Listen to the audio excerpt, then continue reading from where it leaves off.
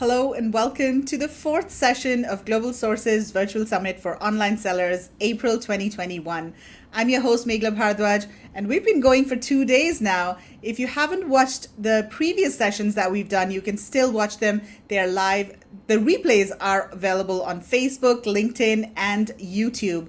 Look for the Global Sources channel on these platforms, and you can find the replays over there. So I also want to remind you guys, if you have not registered for the summit, you can still do so. Go ahead to globalsources.com/summit. Register there. It takes a couple of minutes to register. And when you do register, you will receive the agenda of the summit, the slides of all of the presentations that are being shown here, and also the replays will be sent to you by email.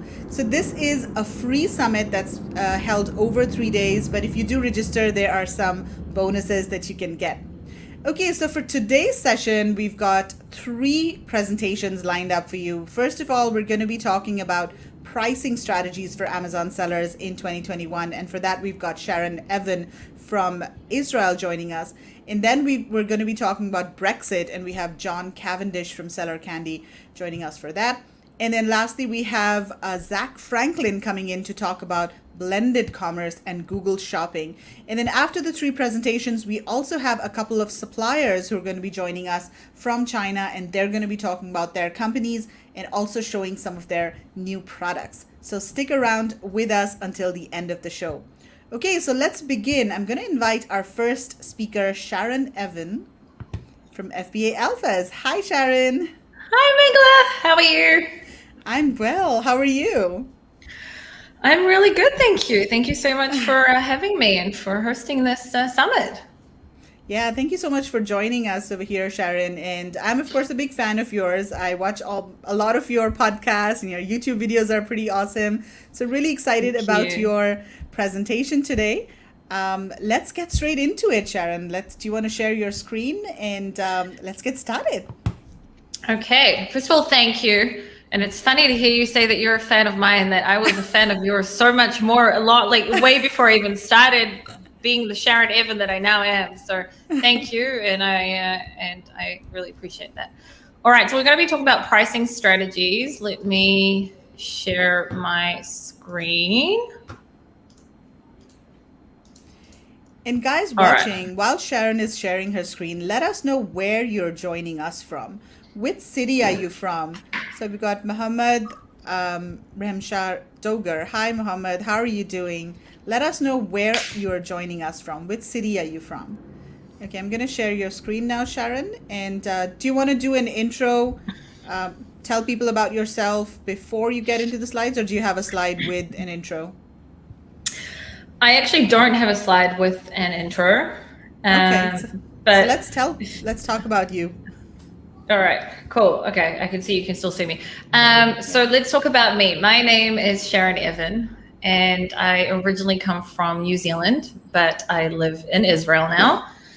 I have been selling on e-commerce since 2005, I think. Since I was 15, 16 years old. So I started selling on trademe.co.nz.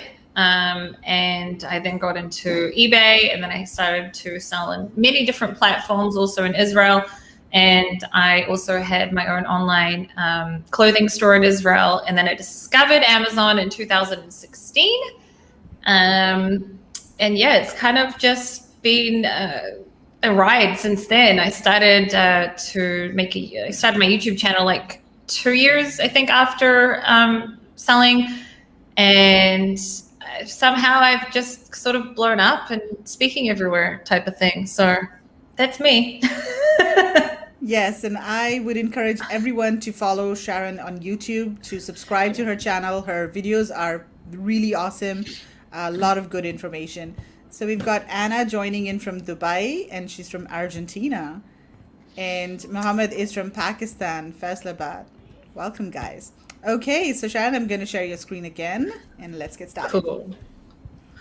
Awesome. So I can't see myself, so it's why I'm kind of funny. I don't know where to look, but I can see myself on the other screen, so it's all good.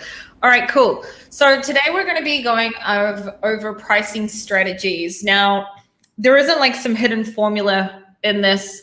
I'm going to be sharing with you, first of all, we're starting off with sort of like a case study and then some other little tips that people don't really take into consideration. So let's begin. So there are 3 different types of buyers.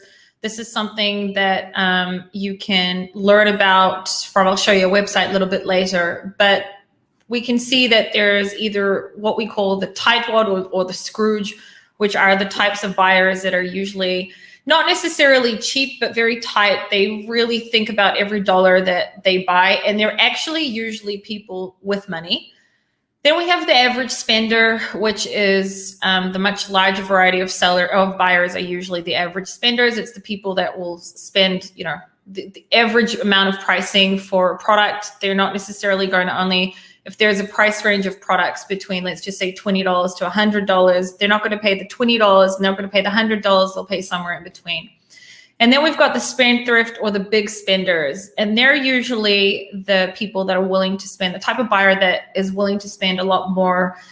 Quality is important to them, and they also usually think that if a product is more expensive, then it means that it's higher quality, which is sometimes really an illusion and not actually, the situation. This is the website. You probably can't see it, but it's neurosciencemarketing.com. And this is from one of their blogs where they show that around, in general, buyers, there's usually around 61% is the average spenders, 24% is usually the tightwads, and 15% is usually the spendthrifts. So on selling on Amazon, and not necessarily just Amazon, I'm guessing it's not just Amazon sellers here, but when you decide to price a product, you really, really need to understand who your buyer avatar is, and you really need to understand what type of buyer you're going after first. So I'm going to show you a little case study of where a client of mine and I decided to bring out a product to Amazon by differentiating it the tiniest bit, but we branded the product in a way to make it look like it was a lot more high quality than everyone else's, when in reality, it was the same type of product, just with an extra smaller product and really good branding. And we went after the spendthrifts. And then I'm going to be showing you how sometimes, not always, but sometimes by going after the spendthrifts, you can, hold on, sorry, I could hear myself on YouTube.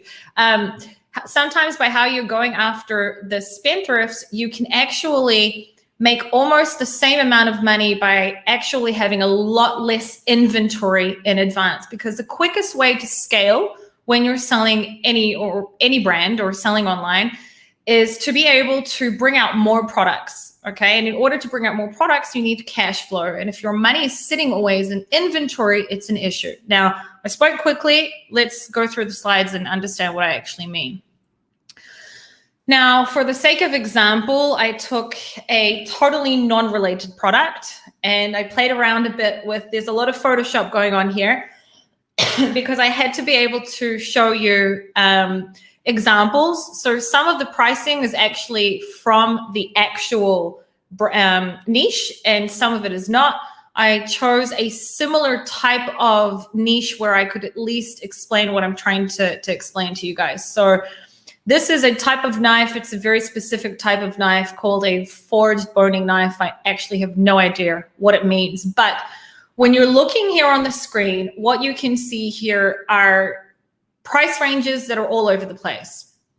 So we can see here price ranges between $29 to $39, $38, $19, $33, $57, $39, $17. Here we've got $114, $29. So pricing here is all over the place. Now, the BSRs here are the real BSRs for the real niche that we are selling in, the client is selling in.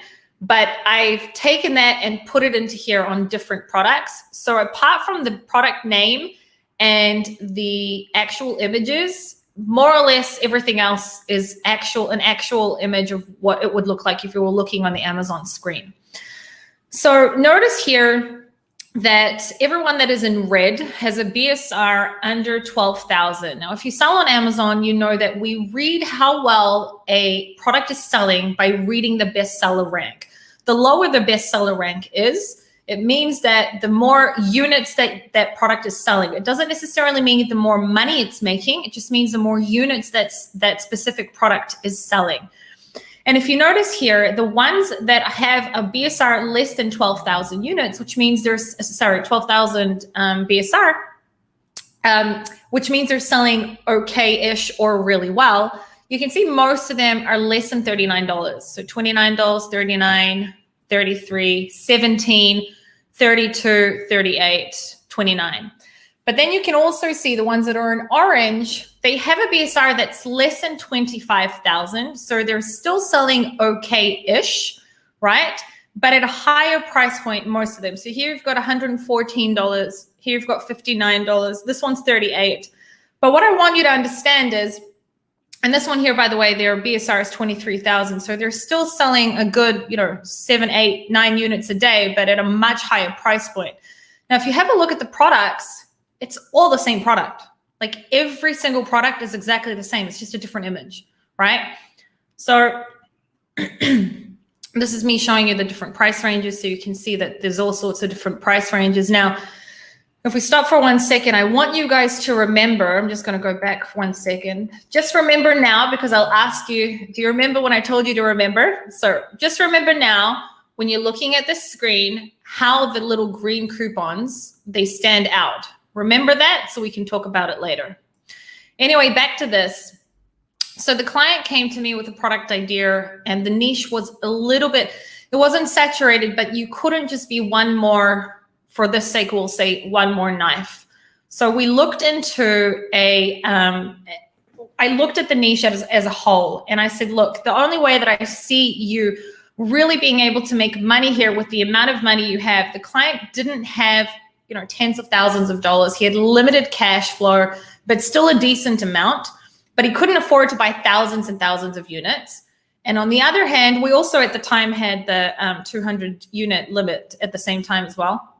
And on the other hand, we really needed to be able to understand what kind of buyer avatar we're going after, because most of the sellers were going after the types of products that were sold for $29, $30, but there weren't that many that were going after the higher price range. So if we were to understand the buyer avatars here, it's people who are buying specific knives. Again, this isn't the actual niche, but if this was the niche, then we would look at it as if I said to him, let's go after the type of chef or the type of person who's willing to pay a much higher price for a quality product. So you can see here, I said, let's go for something in between here. Not necessarily the average spender, but also not necessarily the big spender. I'm going to take a sip of water quickly. So we added a $2 product. The original product cost $6. Well, it cost less than $6, but landing cost would have been $6. We added another $2 product. And for the sake of an example, so that you guys could get an idea in your head, I just found a product here that is the knife that I was showing you with a sharpener, but it's not the same scenario because this is a smaller product, but it was not an expensive product to add. However, it is every single one of these products, you could see that it was where it said frequently bought with, they were buying it with this other product. So I said to my client, look, it's not that expensive. We could add it to the bundle. And then you can go after the much higher pricing. So we did it. He went through with the product, and this is his actual BSR screen. Now, at the time of me originally making this presentation, I've only ever presented this once, and it also wasn't this entire presentation, was in November last year. So this was originally when I had made the presentation.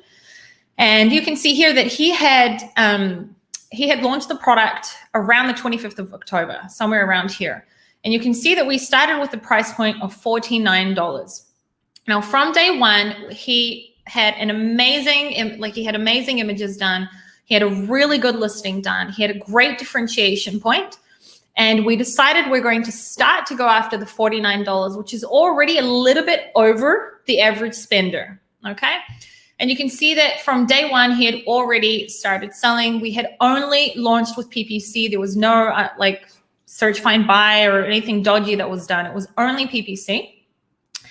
And we were putting up the price by $2 every single day. So you can see that we launched at around the middle of October. And then by November, we'd already put the price up by $10. And you can see that he actually started selling more. I also updated this in the 1st of February. I didn't update this yesterday, but he's still selling really, really well. And you can see that by the 1st of February, we had reached to $79. So I'm going to explain to you why. But what I want you to see that is within his first 2.5 weeks, he had sold out of the product. And you can see that if anyone understands how to read a BSR, you can read that here where it doesn't have a blue line, it means that the product went out of stock or that something happened, but he went out of stock. So he went out of stock, came back into stock, and you can see that added $2 and then $3 and $4 until he got up to $79. And he was selling an average of $68, 6 to 8 units per day. So this was the goal. Talking fast, taking some water. All right. The goal was to start at $49.97. Go for it. Interrupt, Sharon. We just got one question from Daniel. He's asking, what was the landed cost and selling price? Yeah, he's got to see everything. I've got a perfect chart. So hold on. 2 minutes, we're there. All right? Okay, cool. Cool. Started at $49.97 was the goal to launch. Okay, that was the launch. The goal was to get to $69.97 by the end of month 1, and then to reach $79.97 by the end of month 2. And if we go back, we can see that if we launched in November, he was out of stock in December. So technically, if we count actual months for when he was in stock, we did reach that. He started selling at $49.97 with a 5% off coupon. We slowly added $2 until it affected sales and the rank of the product, or until we reached our ideal pricing. That was the plan. The plan was to slowly add $2 until it either affected the sales, the rank, or until we'd reached our ideal pricing. So how do we do this? We started with $49.97 with a 5% coupon in order to get momentum and to start getting sales from day 1 with no reviews. Now, many people ask me this all the time. If you watch my content, you know that I'm, pretty onto it when it comes to PPC. Many niches are not review dependent. Okay. Many people think that you have to have lots of reviews from day 1 to sell. It's not true. And this is evidential to it. He had 0 reviews here and he was already selling a few units a day for a very high price product. We did not want to be too cheap, as that makes the product look cheap. And we did not want to start at the end goal price straight away at the 79, as that would make the product too expensive for no social proof yet and with 0 momentum. This isn't the chart, Daniel. I think it was Daniel. This isn't the chart. I've got a better chart. Just hold your horses. We're almost there. So the landing cost of the product was $8. The FBA fee was $6. Okay, it's not that big of a product. Now remember that the FBA fee depends on the tier, and the referral fee depends on the sale price of the product. So the referral fee is 15% of the sale price of the product. And I had put a budget to the side of $4 per unit for PPC because it is an oversaturated niche and it wasn't undersaturated. And from a little bit of me doing research, that is what I decided to originally put aside. I was more or less spot on as well because of, now a good couple of months since he launched. So let me explain what you're seeing here.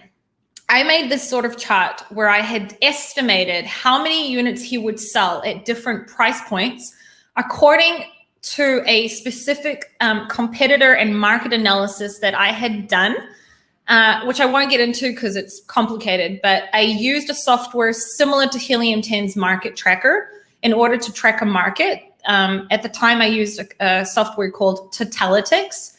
I have a video on it on YouTube of how I use it, but you don't really need it anymore because Helium 10 has market tracker. Anyway, and I was tracking the market and I was analyzing the BSRs, which is how we understand more or less how many units a product sells, I was analyzing the BSR and looking at the correlation between that and the sale price. Okay, and that is how I came up with this chart. And to be honest, I was pretty spot on, more or less. Anyway, I had estimated that if he would have sold the product at $29.97, he would have sold around 50 units per day.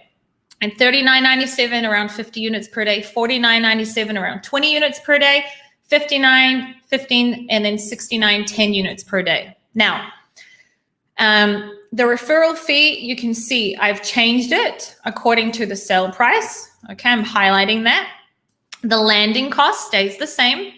The FBA fee stays the same. And at this stage, the PPC budget stayed the same because you can never 100% know how much the PPC is going to cost you until you actually launch, because you don't really know how the market is going to react to your product. So I did keep it at $4. And again, I was pretty spot on. What you see here is the estimated per unit profit that I had put aside from these calculations. This is only taking these things into calculations. I didn't take other things into calculations, just this, okay? So you can see here, this was the estimated profit per unit, and then this would have been the daily profit per day. And all I'm talking about is profit. I don't care about revenue. Okay, this is just profit. So, okay, and this one's for you, Daniel. It was Daniel that asked about this. I know it's a lot of numbers, but we're talking pricing, and let me explain. Okay, in this chart, I've got a few different examples, and I'll explain that in a minute. This is the slide that we will spend the most time on, and then the rest of the slides we'll spend less time on. What I did here was I looked at the different pricing strategy and the amount of units that I had estimated that we would sell per day. But I also took into consideration that you would sell a lot more units, so that would bring down your landing cost. So I had estimated, remember that 1, 2, and 3 are the non-differentiated products, because no one in this niche had differentiated the way that we did. Okay, so I kept their landing cost at what the product usually costs, which around $6. And then here, which is where I'd predicted would have the most sales, I put the landing cost down to $4 because I assumed that if this seller here was to sell the product, sell around 100 units a day, that they would have then had a lower cost per unit, because they've got a whole more lot inventory that they're purchasing in advance. So all of this was my estimation, okay? My estimation was that if you sold at $19, $100 a day, etc., and you can see here I added $79.97, 8 units a day, $89.97, 6 units a day, and $99, 5 units a day. And you can see here all the numbers, like I've gone over this many, many times. Everything here is 100%. The referral fee, this is how much it would cost, the landing cost, the FBA fee, etc. If I would have decided to go after the Scrooges, okay, the tightwads, the one that are not willing to pay more than $20, the $19.97 type of buyers, I would have probably been able to sell 100 units a day, okay? Selling 100 units a day, I would have probably made $2.98 in profits, but I would have sold around 300 units a month, and that would have been probably around $8,940 profit per month, okay? If I would have sold 29 at $29.97, I probably would have sold around 50 units a day, and this is pretty accurate for the niche, which would have left around $9.48 profit. If I would have sold 1,500 per month, it would have been around $14,000 in profit per month. Remember that. Let's move over to my client and how we had decided to launch this product. It was going to cost us $2 more. So you can see I added $2 to the landing cost. I've taken into account that the referral fee would have been a higher price. Okay, everything's been taken into account here. At 59, I had predicted we were going to sell around 15 units per day, which is around $32 per unit profit. 15 times 30 is 450. 450 units per month would have made around $14,841 in profit, which is more money than what we would have made selling 50 units or 100 units at the price if the price point was less. take into consideration that with this here, if I only need 450 units per month, I don't need to order as much inventory as I would have needed to order if I was selling 3,000 units a month. So not only am I making a lot more money, well, not a lot more, a little bit more money selling less units, I have less money tied up in inventory, which means I can use my money to launch other products and therefore scale quicker by bringing in other products. So I could go on more about all the different price points here. You guys are welcome to take a screenshot. It sucks that this is covering what I wrote here. To take a screenshot and then look more into this. If anyone's wondering what the second line here is, this was if we had sold more units. So if here they would have actually sold 150 units per day, then this is how much they would have made, and so on. I took into account, less and more. So the moral of this case study is, and today, by the way, he did sell at $89.97 for a good amount of time, and then he went out of stock again. And he went out of stock for many different reasons. And to be able to relaunch, he's then put the price back to $70.97, and he's slowly going to put it back up to $89. I do believe that he'll be able to sell the product at $99 as well, because he's gotten away with it. He's got around 90 something reviews today. So I'll stop quickly. Megla, are there any questions on this before I continue to the next slides? No, there aren't any questions. And I just want to remind everyone that we will be sending you the slides. So if you have registered for the conference at this URL that you see at the bottom of your screen, you will be getting the slides. The slides, yeah. Okay, cool. All right, so I'll continue. That is the end of taking into consideration. The moral of this up to this presentation is I've got obviously more slides, but what I wanted you to take out of this case study is sometimes going after the buyer avatar that's willing to spend more money is even if it means that you'll make a little bit less in profits, you are going to have less money also tied up in inventory. So there's many things to take into consideration when you are deciding of how to price your product. But I do encourage you to make yourself a little chart like I did here to sort of understand what kind of price point is better to go after. All right. I did want to say that branding is everything. So I wanted you to see here, this is the same product, just presented a little bit differently. Obviously, it's like not exactly the same because the knives have a different touch, but I just couldn't find the exact same knife to make the presentation. But it's the exact same type of knife, just presented differently. One comes in a box that probably costs around 70 cents. And another one, I don't know how it comes, but it's presented differently. It's presented, the branding here is different. And look at the price point, one at $23.99 and then one at $42. So the way that you present your product presentation isn't enough for differentiation, but the way that you present your product can help with the way that you're able to price your product. I hope that made sense. And then I just wanted to give you some ideas of how branding and presentation can be everything. Most of these are differentiation points. This specifically is a slide that I use when I talk about differentiation. But this is just, you can see, typical products just presented in a different way. Like to the most simple product, you can see here, these are scrunchies or hair ties, and they're just put around, a little ballerina bunny rabbit and pig.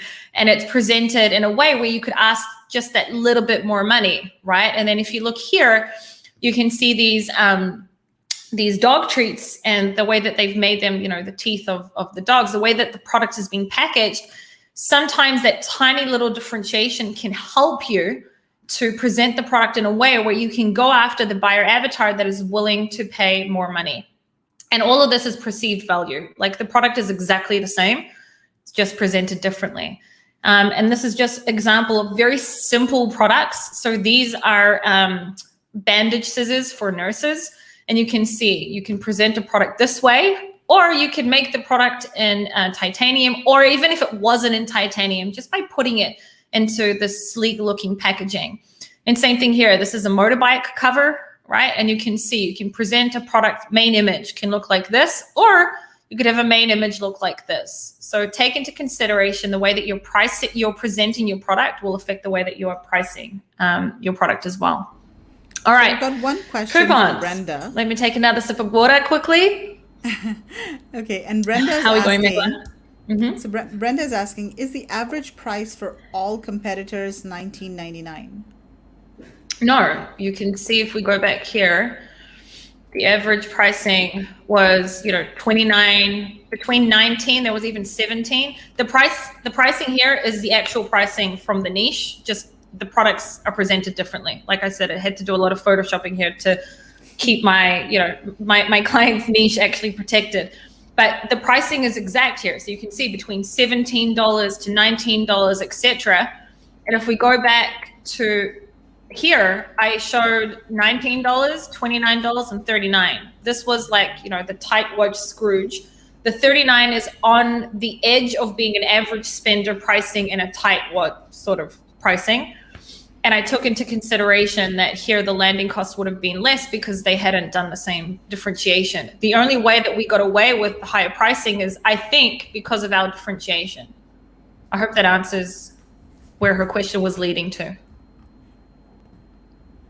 Was there another question, Megla? No, that's it. Okay, cool. All right, coupons. Again, I made this presentation originally last year. So this is actually a screenshot from one of my brands in 2019. And you can see that we had sold in 2019, I have 3 brands. This is for one of my brands. We sold 15,021 units.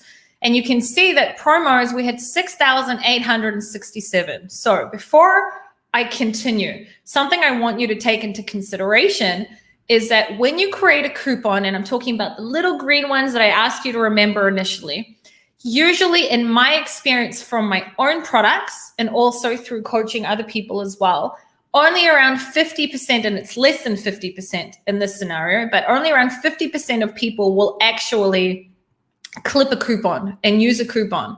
So take that into consideration. Now, something to take into consideration, and what I want you to know when you're pricing your products when it comes to coupons is I think you should always have a coupon, always and forever. I know we're lacking on time, so I'm going to talk a little bit quicker now. Something to take into consideration when you have a coupon on your product is that there is actually a coupon page on Amazon. Sometimes you can't see it because you need to zoom out a little bit on the Amazon page. But there is actually a page called coupons, and also Amazon sends out emails for coupons. So the minute that you add a coupon to your product, it can be as little as 5% or even $1. It's already giving you more discoverability and placing you in places that you wouldn't be if you hadn't had a coupon. So I encourage you all to always run a coupon if you're selling on Amazon. In the search page, it stands out more. Remember, I told you guys to remember how in the original image that I showed you, how coupons stand out. You can see here they stand out so much more when you have a coupon. You can see also this is where coupons are presented on an actual product page. It's right under the price. I really don't know how people see. How this is on the coupon, like on the actual product page, under the reviews, it says the coupon and people don't clip it. I don't know how, but in my experience, it would be interesting for people who are watching who already sell on Amazon, what their experience is. But in my experience from, not just my own products, but from other people's, that only 50% of the people actually clip it. I don't know why. It's like right in front of their face, but they don't clip on it. But this is where the coupon will be shown on the actual product page. And then if you're doing display ads, okay, which you need to be brand registered to do display ads, you also can see the coupon in a display ad, which is super awesome as well. For anyone that doesn't know, this is how you set up a coupon. You go to advertising and then coupons. You can choose either money off or percentage off. Something to take into consideration is that Amazon takes 60 cents in Amazon.com. Okay, on Amazon.com, Amazon US, they take 60 cents for every single coupon that is clipped. So if you have a $2 coupon, you need to take into consideration that you're actually giving $2.60 off because it's $2 for the coupon. Sorry, $2 for the buyer, and then 60 cents goes to Amazon. I always get asked, should I have percentage off or should I have $1 off? There is no right or wrong, but you want to make it easy to calculate and not some random complicated number. Usually, and this isn't always, it depends, but usually my rule of thumb is it's either 10% off or it's $1 off, but it's not set in stone. So you can see here, we've got $39.99, it's the same product, $39.99, $39.99. We've got 5% off or we've got $2 off, okay? It's the same price, 5% of $39.99 is just under $2, but it's a lot easier to calculate the $2. Here we've got 40% of $25.99, or we have 10% of, $10 off 25. And here's the thing, some will say that the 40% off coupon will look like it will be perceived as if you've got a whole more off than what you actually have. But the $10 is easier to calculate. So this is why I say there is no right or wrong, but what you shouldn't do is you should not do random numbers. So 6% off, 7% off. I don't know why I put the 5% there, but try to keep to numbers that are very easy to calculate. One last tip I'm going to give you guys is you got to take, and by the way, if you sell on Amazon US, it's over here, it'll be under vouchers. Sorry, Amazon UK, it'll be under vouchers, not under coupons. Sometimes I forget that. Free shipping. Something for you to take into consideration is that not all, believe it or not all Americans or whatever market you're selling in, not everyone has a Prime membership. And if you don't have a Prime membership, usually you get free shipping if you make an order above these price points. So in the US, it's above $25, Canada $35, Mexico $35, UK $20, and Germany, Mexican $35. That may be a mistake for the Mexican. It sounds wrong to me. I could have made a mistake there. UK is 20 GBP and Germany is 29 euros. So I wanted you to take into consideration, if you sell a product that is $24.95, if you have a buyer who is not Prime, okay, by you adding either those 5 cents, it could mean that, hold on, let me explain it. If you're selling a product that is $24.95, the person who is not with Prime will have to add another product in order to get free shipping. So if you have here one chest set on the left side and another chest set here, one's selling for 24 and one's selling for 25, if you are someone who doesn't have Prime, you would probably buy the 25 one unless you need other products because you get free shipping. Because what happens is, I put here, I think it was an LA shipping address. This $24.95 product became a $27.56 product.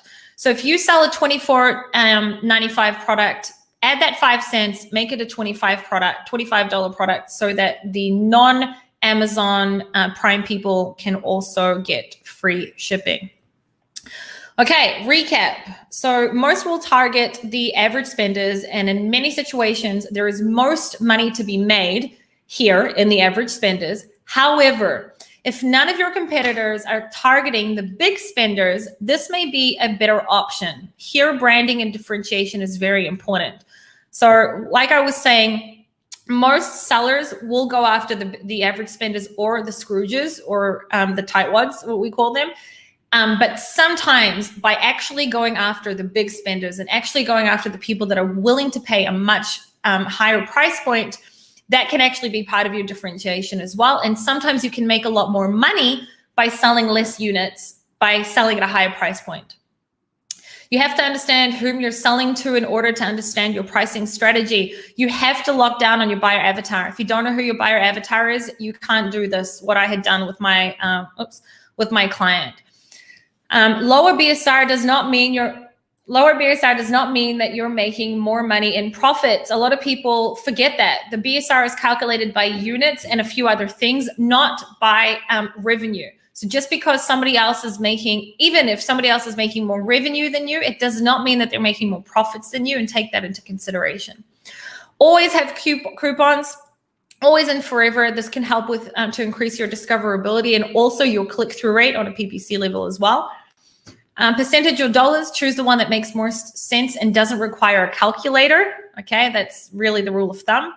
Base your coupon strategy on your competitors' pricing also. remember to factor in the 60 cents. Again, the 60 cents is for Amazon US. I don't remember the price points for the UK or other marketplaces, but you can easily, be resourceful and find that out. Not everyone has Prime. Take into consideration when you're selling a $20-something product and increase your price just above the free shipping price point. Now, it's not set in stone, because sometimes if you do this, it takes away your competitive edge. So you do need to calculate that. But sometimes adding that 5%, that 5 cents more can, help out with your sales as well. And that's it. And this is where you can find me on my website, Sharon Evan, on my YouTube channel, Sharon Evan. I also have a Facebook group called Amazon FBA Alphas, Private Label Domination. And I'm a co-host on Seller Sessions podcast as well. And that was it. Awesome, Sharon. That was really good information. Thanks a lot for that. So, thank you. Yeah, guys, if you have any questions for Sharon, type them in the comments now and we will be addressing questions. So Fernando asked how to decide between a coupon with a percentage off or with an amount off. So you did cover that. Yes. Okay, Yeah. let's see. Daniel has a long question. In this kind of tailor-made mentoring guidance offered in your course or only in coaching calls, I joined your Facebook alphas. I love your videos. Yes, I agree. My product ideas are only 3 or 4x landed cost. Is this kind of tailor-made mentoring guidance offered? No, I don't do one-on-one mentoring through my course. But Daniel, you're in my group. Let's talk about it on a DM later. I do group coaching inside of my course. I only have one course, which is product research and sourcing. That's it. Otherwise, I do one-on-one coaching. But you can reach out to me, Daniel, in a DM, and I can tell you which way to go. Okay. So I hope that answers the question. Yes, and Daniel, Sharon's course is very highly recommended. I'm in her group as well, and I've seen so many testimonials of people who've joined her group. So yes, definitely very recommended. Thank you. Okay, cool. So let us know if you have any more questions for Sharon. Sharon, I thought it was very interesting, how you mentioned products that can be differentiated, and but sometimes it's very difficult to identify if there is really a demand for differentiated products in a particular category, right? So how do you really, because if there are no other differentiated products being sold in that category, how do you really know that there is demand for a higher price differentiated product?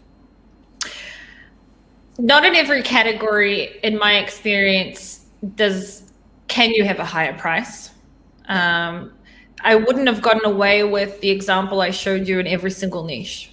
Okay, it's very niche dependent.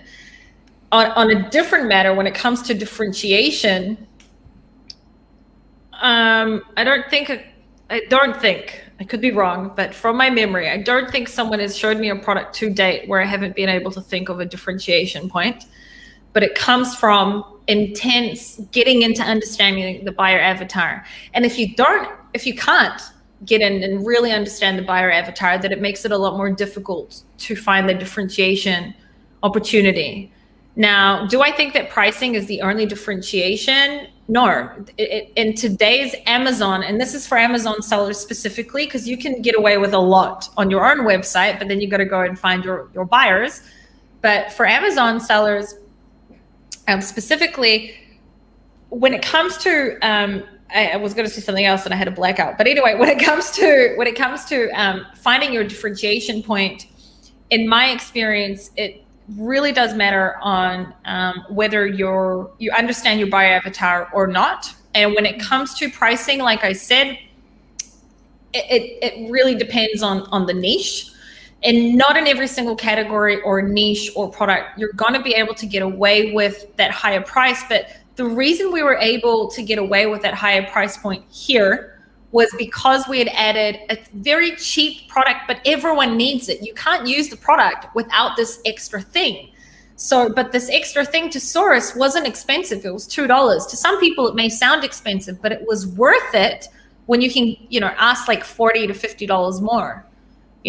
So I've had, I do one-on-one coaching, and I had a client come to me about a year ago, and her product, she was selling in Canada, and her product looked like everyone else's, right? Like it looked like everyone else's. And she came to me for PPC calls, and I said, look, like, you're just one more seller of this non-differentiated product, but it was a product that was in the beauty niche. And the thing about the beauty niche is that there's always people that are willing to pay that higher price point. If you it comes though with having an amazing looking listing, a well-differentiated product, etc. So all we did was change her images, and we redid her branding. So we changed her, when I say we, it's her, but with my guidance, but she redid her entire packaging. We redid her logo. We made the product, we took it from looking like, a $2 product to looking like a much higher price product. And when she had originally started, when she came to me, she was selling the product at around $39 or $49. I can't remember. And I got her all the way up to $99, and she was selling the same. Now her ACOS went down on her PPC, not because I was amazing with PPC on it, only because her price point was so much higher this time around that she could afford to spend that money on PPC and get those clicks because she was making so much more. So in her specific example as well, and I've done with this, I'm not able to do this with everyone, but I've done this in a few different niches. When someone's come to me with, not a terrible product, but a product that there's only so much you can do, sometimes rebranding it and making it look a lot more expensive when honestly it's the exact same product as everyone else's. It's just the branding side of it has been able to save a product. So yeah. Okay, so here's the question from Fernando. Is there a process to building the avatar of the customer? There is. It's going to take a while to get into it. So I will say I have a YouTube video with like a free guide on how I build it. If you just look up Sharon Evan buyer avatar, you'll find it. It's in depth. It's like half an hour, but I would watch the entire video. It's exactly how I find who my buyer avatars are. I can share that with you as well if you like, Megla. The sheet, there's a sheet for it as well. Okay. Yeah, that'd be cool. Well, thank you so much, Sharon, for your time today, for sharing all of this great information. It was very useful to guys. Definitely check out Sharon's YouTube channel, subscribe to it, join her Facebook group, and also check out her course and other resources on her website, sharonevan.com. Okay, well, Sharon, thank you, Megla. Thank you, everyone. Yeah, thank you so much for having me. Bye. See you around. Bye. Thank you. Bye-bye. Okay, so that was an amazing presentation by Sharon. Really good information. So we're going to move on now to our next presentation, and we are switching gears and we're talking about BREXIT. So let me invite my next guest, John Cavendish from Seller Candy. Hi, John. How are you? Hey, Megla. I'm great. Thanks. How are you? Doing well. Thank you. Okay, so John, where in the world are you? Are you Well, I am Asia, yeah. By this time, I hope anyone in the US is up very early and keen if they're up now for PST. What's about 5:30 a.m. PST right now? Yes. Yeah, so I'm in Vietnam. So Vietnam. 1 hour behind you. Yeah. Yes, 1 hour behind us. So yeah, I'm in Singapore. Okay, cool. So John, you're going to be talking about BREXIT and all of the craziness that has followed after Brexit. So do you want to get into the slides straight away, and we can get started? I have your slides over here, so I can share your screen, and yeah, we can get started. Do you want to first do an intro and tell people about yourself, a little bit about your background? If you want, I've got a couple of slides. You've got a slide? Talk about that. Okay, so cool. I will be a mystery for the next few minutes, and then we'll get into who I am. And I love questions, so throughout I can actually see the comment feed coming up. So anything that comes up, feel free to ask a question. And then if I see it, we can ask it. Or otherwise, I've got a few points throughout the presentation where we can stop and go through questions, because we switched gears a couple of times. Sounds good. So perfect. All right, let's dive in.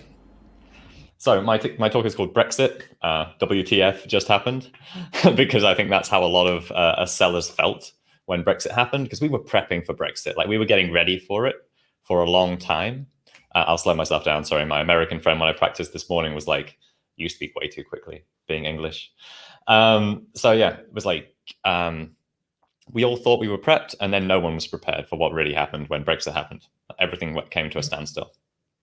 So what can you expect from this talk? So I'm going to dive into, if you're currently selling in Europe, how to solve Brexit headaches. So some of us, hopefully some of the people watching, or hopefully not, have experienced these issues. And I'm going to dive in right now to how we can get past these issues as quickly as possible and make as much money as possible in Amazon Europe right now. Then we're going to go into, if you're not selling in Europe, how to hit 7 figures in Europe as quickly as humanly possible. So some tips and tricks and strategies for basically how to get into Europe as quickly as possible. And then we're going to have a problem-solving session if we have time. So I run sellercandy.com, and sellercandy.com, we solve problems. So any technical issue at the end of this, feel free to ask. We've seen most of it at the moment, especially if it's a suspension or a pesticide issue, because that's going rife right now. So any issues, just put them in the chat. So a very small amount about me. So I've run Amazon businesses for the past 6 years, all bootstrapped. That's everything from agencies to Amazon businesses. To my own businesses, we've sold over $4 million in Amazon Europe. So, we've been selling for a long time, and we've done a lot of revenue in Europe and more revenue in the US. I've had 100 plus conversations with $1 million Amazon business owners in the last year. So I've been really trying to figure out exactly what makes this market tick and how we can help our clients and other sellers to take advantage of it. I've scaled 3 Amazon businesses to $1 million plus in sales, and I've exited one of these businesses. I'm also the co-founder of sellercandy.com. So at sellercandy.com, we focus actually primarily on US clients as well as Europe. But since I've been selling in Europe and run an agency that supports Amazon Europe, I'm talking about Europe today. Sellercandy.com is basically your Amazon Seller Central personal assistant. It's a way of getting support in your Amazon business without hiring anyone, but getting an expert who can come in and solve your issues immediately, anytime you want to get them solved. But more to come about that at the end, because we're going to dive into a lot of technical information now. So if you have a note app on your computer, on your phone, you have a piece of paper, you can close any messaging apps. I'm going to go through stuff as quickly and succinctly as possible and communicate as much value as possible. So just for the next 20, 30 minutes, if you could just ask any questions, make any notes, and I'll be happy to take your questions at a few points throughout. And I've set up some slides for that. So otherwise I power through everything and get to the other end, and then we're like, oh, here's 30 questions. So what is Brexit? This isn't political. I just thought this was a really cool Brexit image when I was searching for royalty-free images on Brexit. So Brexit really is a messy divorce. The UK and the EU are separating, and nobody knows who's going to get the kids. Nobody knows who needs to pay what. And we're kind of standing in the middle at the moment. And the problem with that is that shipping agents are also standing in the middle. So assets are frozen. We need paperwork for everything, and nobody knows what paperwork we need. And that's really the crux of what's happening. So what's happened? Confusion. We've got goods stuck in customs, and some of these for our clients have been stuck since New Year. Like they tried to ship before Christmas, didn't happen because of COVID. Now goods are still stuck in customs. And also regulations. So regulations now in the UK, nobody knows what they're supposed to be. And the biggest problem with that is shipping companies and freight forwarders don't know which regulations to impose, which means they're not picking up goods. So basically, you've got to think of the UK as kind of sliced off Europe right now if you're already selling there. So everyone says that there's something in adversity, right? And what is it? I believe it's opportunity. So opportunity is there because when there's opportunity, there's a good time to make money. When there's fear, this is the time to go because everyone else is stopping. So, why not go forward now? Make some euros, pounds, or Vietnam dong. So what have we seen? So what we've seen is consumables. So consumables are not being allowed to cross the border at the moment. Or if they are, there's a lot of issues and been a lot of different things that have happened with them getting stuck or needing certification that people don't understand. So that's a really big issue. We have freight forwarders here. They're refusing to pick up certain categories of goods, which is causing massive issues. And also, people have been driving their cars across the border. Literally getting their car, getting pallets of stock, putting it in the back, and driving into Europe so that they can then drop it off at a 3PL to get it picked up. None of this stuff is recommended by me at all, but it's definitely something that everyone is doing. So what do you do if you're already selling in Europe? Oh, there we go. Don't panic. Like, don't panic, because if we're having these issues, other people are having them as well. So that's what I'm saying. If we're having these issues, everyone else is having them. And what that means is that if you've got goods and they're stuck, don't try and get them unstuck. You can try and get them unstuck, but this is not what's going to make us money. What's going to make us money is making sure that we've replaced orders so that we can get more stock in. Like, we've advised all our clients, we aim to get this stock out of purgatory, out of suspension, but we want to make sure that we're set up to not run out of stock in the future, because once this is solved, we're going to have the same problem all over again. So also, you want to get VAT, which is sales tax registered in at least one EU market. So I'll go through that in a few slides' time. But basically, you want to make sure you have sales tax in the EU and in the UK, because now they're separate. And if you already have VAT in one of those markets, pan-EU, which you'll know if you're selling, which I'll go through a bit later, you need to make sure that you have your import number, because your UK import number is no longer valid. And I've had multiple clients this week tell me, or one client this week, tell me that they had their EROI number for Europe and it was a UK one. So you need to make sure you've got it. And to do that, you talk to your VAT agent, they'll sort you out. Any questions, anyone? So. Yeah, doesn't look like we have any questions so far. Thanks, Michael. Are you? Whoop. Yeah. I'm all pink as well now from my slides, aren't I, in the face? So perfect. So what to do if you already sell in the UK? So you've got to cut the UK and EU down between those flags in your mind. So you have to think, okay, well, Europe is basically now separate from the UK in terms of inventory, in terms of actually review sharing in the last couple of weeks, which is a big mess. But UK and EU cut. And, we want to capitalize on the fear and confusion by launching now. Like, now competition is lower in terms of people launching because people are confused. And by being clear, having clarity, having a plan means that we can take advantage. And we can also take advantage here of Amazon's VAT offer, which means you get your first year free and then 2,400 euros per year after. If you want to take advantage of that, you just Google Amazon VAT offer. No affiliate link for that. But yeah, that's what you want to do, is get your VAT numbers immediately so you can launch. And I'll take you through that in a minute. So I actually reached out to my network before this. So I've got a few questions which I took from them, which I thought would be helpful for anyone watching the recording, being this won't be live for a lot of people in the US. So VAT numbers. If you don't have a VAT number yet, you need to get an agent.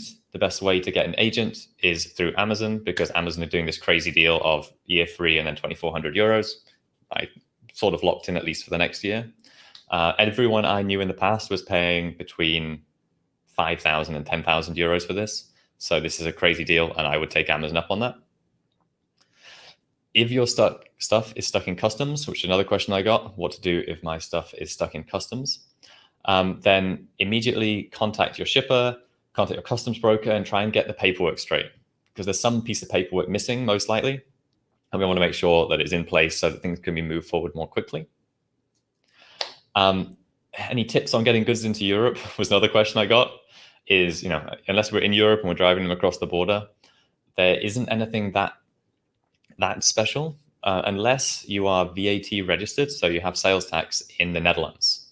Because what we've seen recently is the Netherlands is already set up to take a lot of goods in through their major port. So there's not as much of a crazy delay as there is on the other borders. So as I said, some of our clients have been stuck since before Christmas going into mainland Europe. But with the Netherlands, it's only a few days, which is pretty cool. And they're the questions I had. So if there's nothing else coming up, we can move on into actually how to launch in Europe for the first time. Because I thought Brexit would be a bit of a niche issue, being that not everyone's selling in Europe already. So I wanted to cover it. And I thought, well, let's go into how to actually make money in Europe. All right, let's continue. Yeah, that sounds good. Let's do that. Perfect. So, guys, if you have any questions about Brexit and what was just covered, yeah, feel free to type them in the comments. And yeah, okay. Awesome, cool. So let's keep going. Yeah. So what if you if you want to sell in Europe, but you're not selling yet? That's the question I get asked often, because it's confusing, and Brexit hasn't made it any less confusing, basically. So what we're trying to do is make it more simple. So this is the 7 steps to 7 figures in Amazon Europe. It rolls off your tongue. It was a previous talk I did, and I updated it for including Brexit now. So quickly, why Amazon Europe?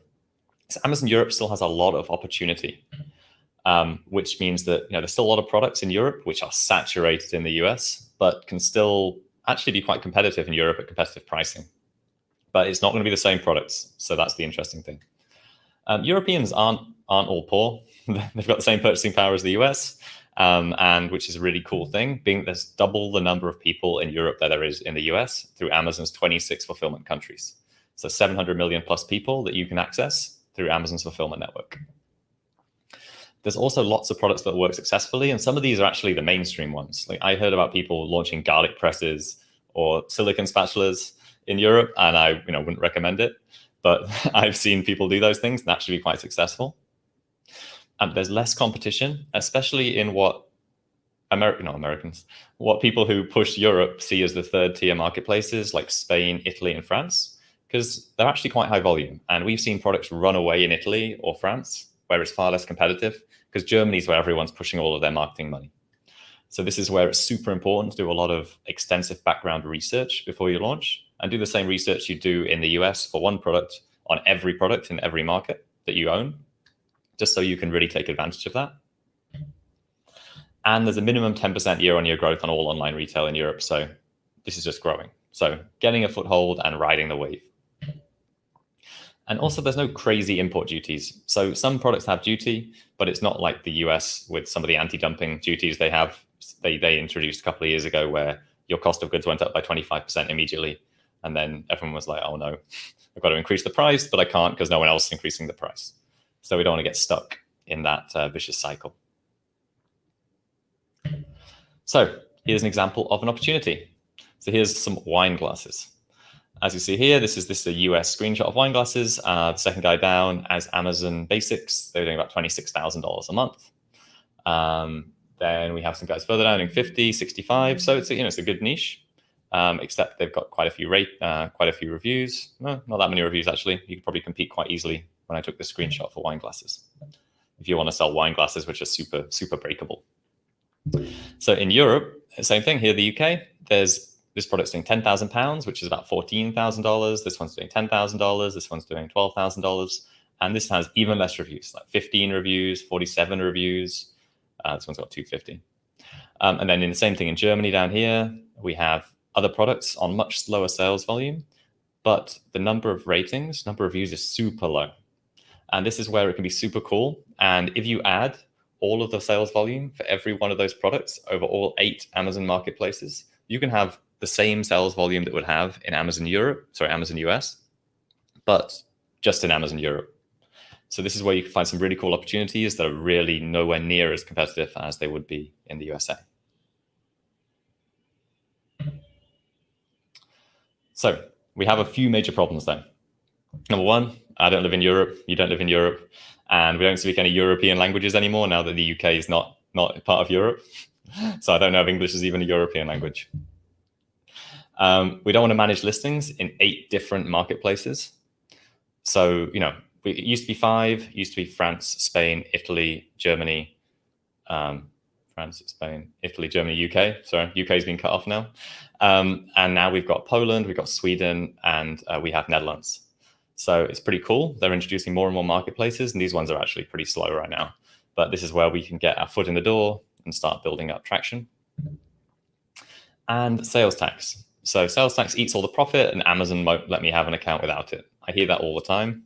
People don't want to pay sales tax, but they have to. And Amazon's getting better and better at clamping down on this. It was unfair a few years ago when all the Chinese companies got away without paying it. but these days you pretty much have to pay sales tax in order to have an Amazon account. So this may sound like a bit of doom and gloom, but what we see is the real issue is we don't know if we're going to be successful, and this is an investment. Launching is expensive. So we want to be sure that we're going to be successful if we do it. But what it really is the cool thing about having all of this diversification is that you're diversified. You have 8 different potential places you could be suspended, but you have 8 different potential places you can't be suspended. So if you've got one market suspended, you've got 7 other markets going with different reviews, different ratings, more kind of stability. So it's where you may have more overhead management, but when you're running, you've got protection against Amazon taking down your bestseller, which can be really, really frustrating in the US and when you're having to get things up and move things through the system. So these are the problems. Managing every ASIN, 8 SKUs, 8 marketplaces, it's a pain. You got to find a solution. Listings. So Amazon can't buy from listings Amazon customers can't buy from listings they can't see, which means you need native keywords in every marketplace, which means you need professional translations. Otherwise, basically you're going to have poor quality indexing and also poor quality conversion if somebody thinks that you've written your listing with Google Translate. Racing to the bottom, so same as the US, you've got to make sure that you're not trying to compete on price in your category. And actually the same thing that was on the previous talk, differentiate. Don't try and compete on price, because if you try and compete on price, then basically you're going to run out of money very quickly when your margins reduce to almost zero. You're going to have ads. So ads are same as US, except that your ad costs are hopefully going to be lower in most countries, apart from, say, Germany, where everyone's being very aggressive again right now. But ads are a necessary evil, and having a very good ad strategy and making sure your strategy is either to be profitable or to rank, not sit in the middle forever and waste all your money, which we do too much. We see too much. Having a scaling plan in place. So, we want to know what we're doing now, which markets we're going for first, what we're doing every month, and what's going to happen in 6 months' time, so that we have a real aspirational plan of making money and not just sitting there churning the wheels. And then listing management. So we want to make sure that we're monitoring our customers' listings. So, our listings, Amazon's listings, because Amazon doesn't do it, do they? They just give a customer a refund if they have an issue and then forget about it. So, solution. So I'm going to take you through all the steps you need to get past this in a later slide, but basically we need to position first. So position our products against the competition. That means using tools. You can still use the same tools you use in the US pretty much, Jungle Scout, Zone Guru, Helium 10. Make sure you use them to get your keywords and that your listing is optimized and written professionally. Then you do your market research, you compare it to all the competition, you build up all of your resources. Then you do your advertising. So you need to have, make sure you've got your strategy, as I said, and then you need to manage and continuously improve so that you can grow to the next level. Any questions thus far? I'll just carry on through. I know those Megler will pop up again. So these are, if there's no questions, the 7 steps to 7 figures. So people think it's complicated, but actually it's not that complicated as long as we follow these 7 steps. So first, you need a sales tax, which is a VAT number. Amazon still get you your first year free, and you want to make sure you're registered. I've got a couple of slides after this about pan-EU, so I can explain that. But Amazon is going to push you towards having what they'll call pan-EU. And all that means is that they are allowed to move your inventory around Europe without telling you. Because you have Nexus in every country, they would be charging you sales tax on that. So yeah, they'll push you towards that, and I'll explain that in a minute. Then you want to analyze your current SKUs market by market. What that means in terms of analysis is run the same stuff you would do in the US, but do in every single marketplace. So go into Germany, go like, okay, what's my major keyword? You can do that with Google Translate, or you can even search in English because usually the products are also ranked for English if they're ranked for their local language. Take the main keyword from the title and then put it in search. And then do all the same research you would do extensively in the US, in Europe, market by market. You then need to prepare your listings and ads. So you want to do all the keyword research, ensure you have extensive keyword research, or use a service such as FBA translations or YLT translations, or any kind of way you can get high quality translations. I'd suggest not just going to Fiverr and doing it there, but finding someone really good. copywriter. Then you import your goods into a marketplace hub. So this used to say UK or Germany, but now what it says is you need one in the UK and you need one in mainland Europe, because they're not sharing inventory as we discussed in Brexit. So we need to have all of our settings correct, making sure that if we're doing pan-EU, that's enabled. If we're doing FBA export, which means you ship to one market and it ships to the other ones outside of the UK now, that's enabled, and just make sure all your settings are 100% correct. Then we want to launch some advertising.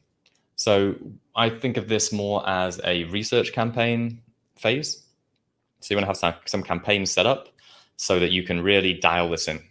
So that means you're getting your auto campaigns doing, and then you're sending up standard exact phrase broad match. And the bids we've seen people trying to start with which work are around 2.5, 2.2, and 1.5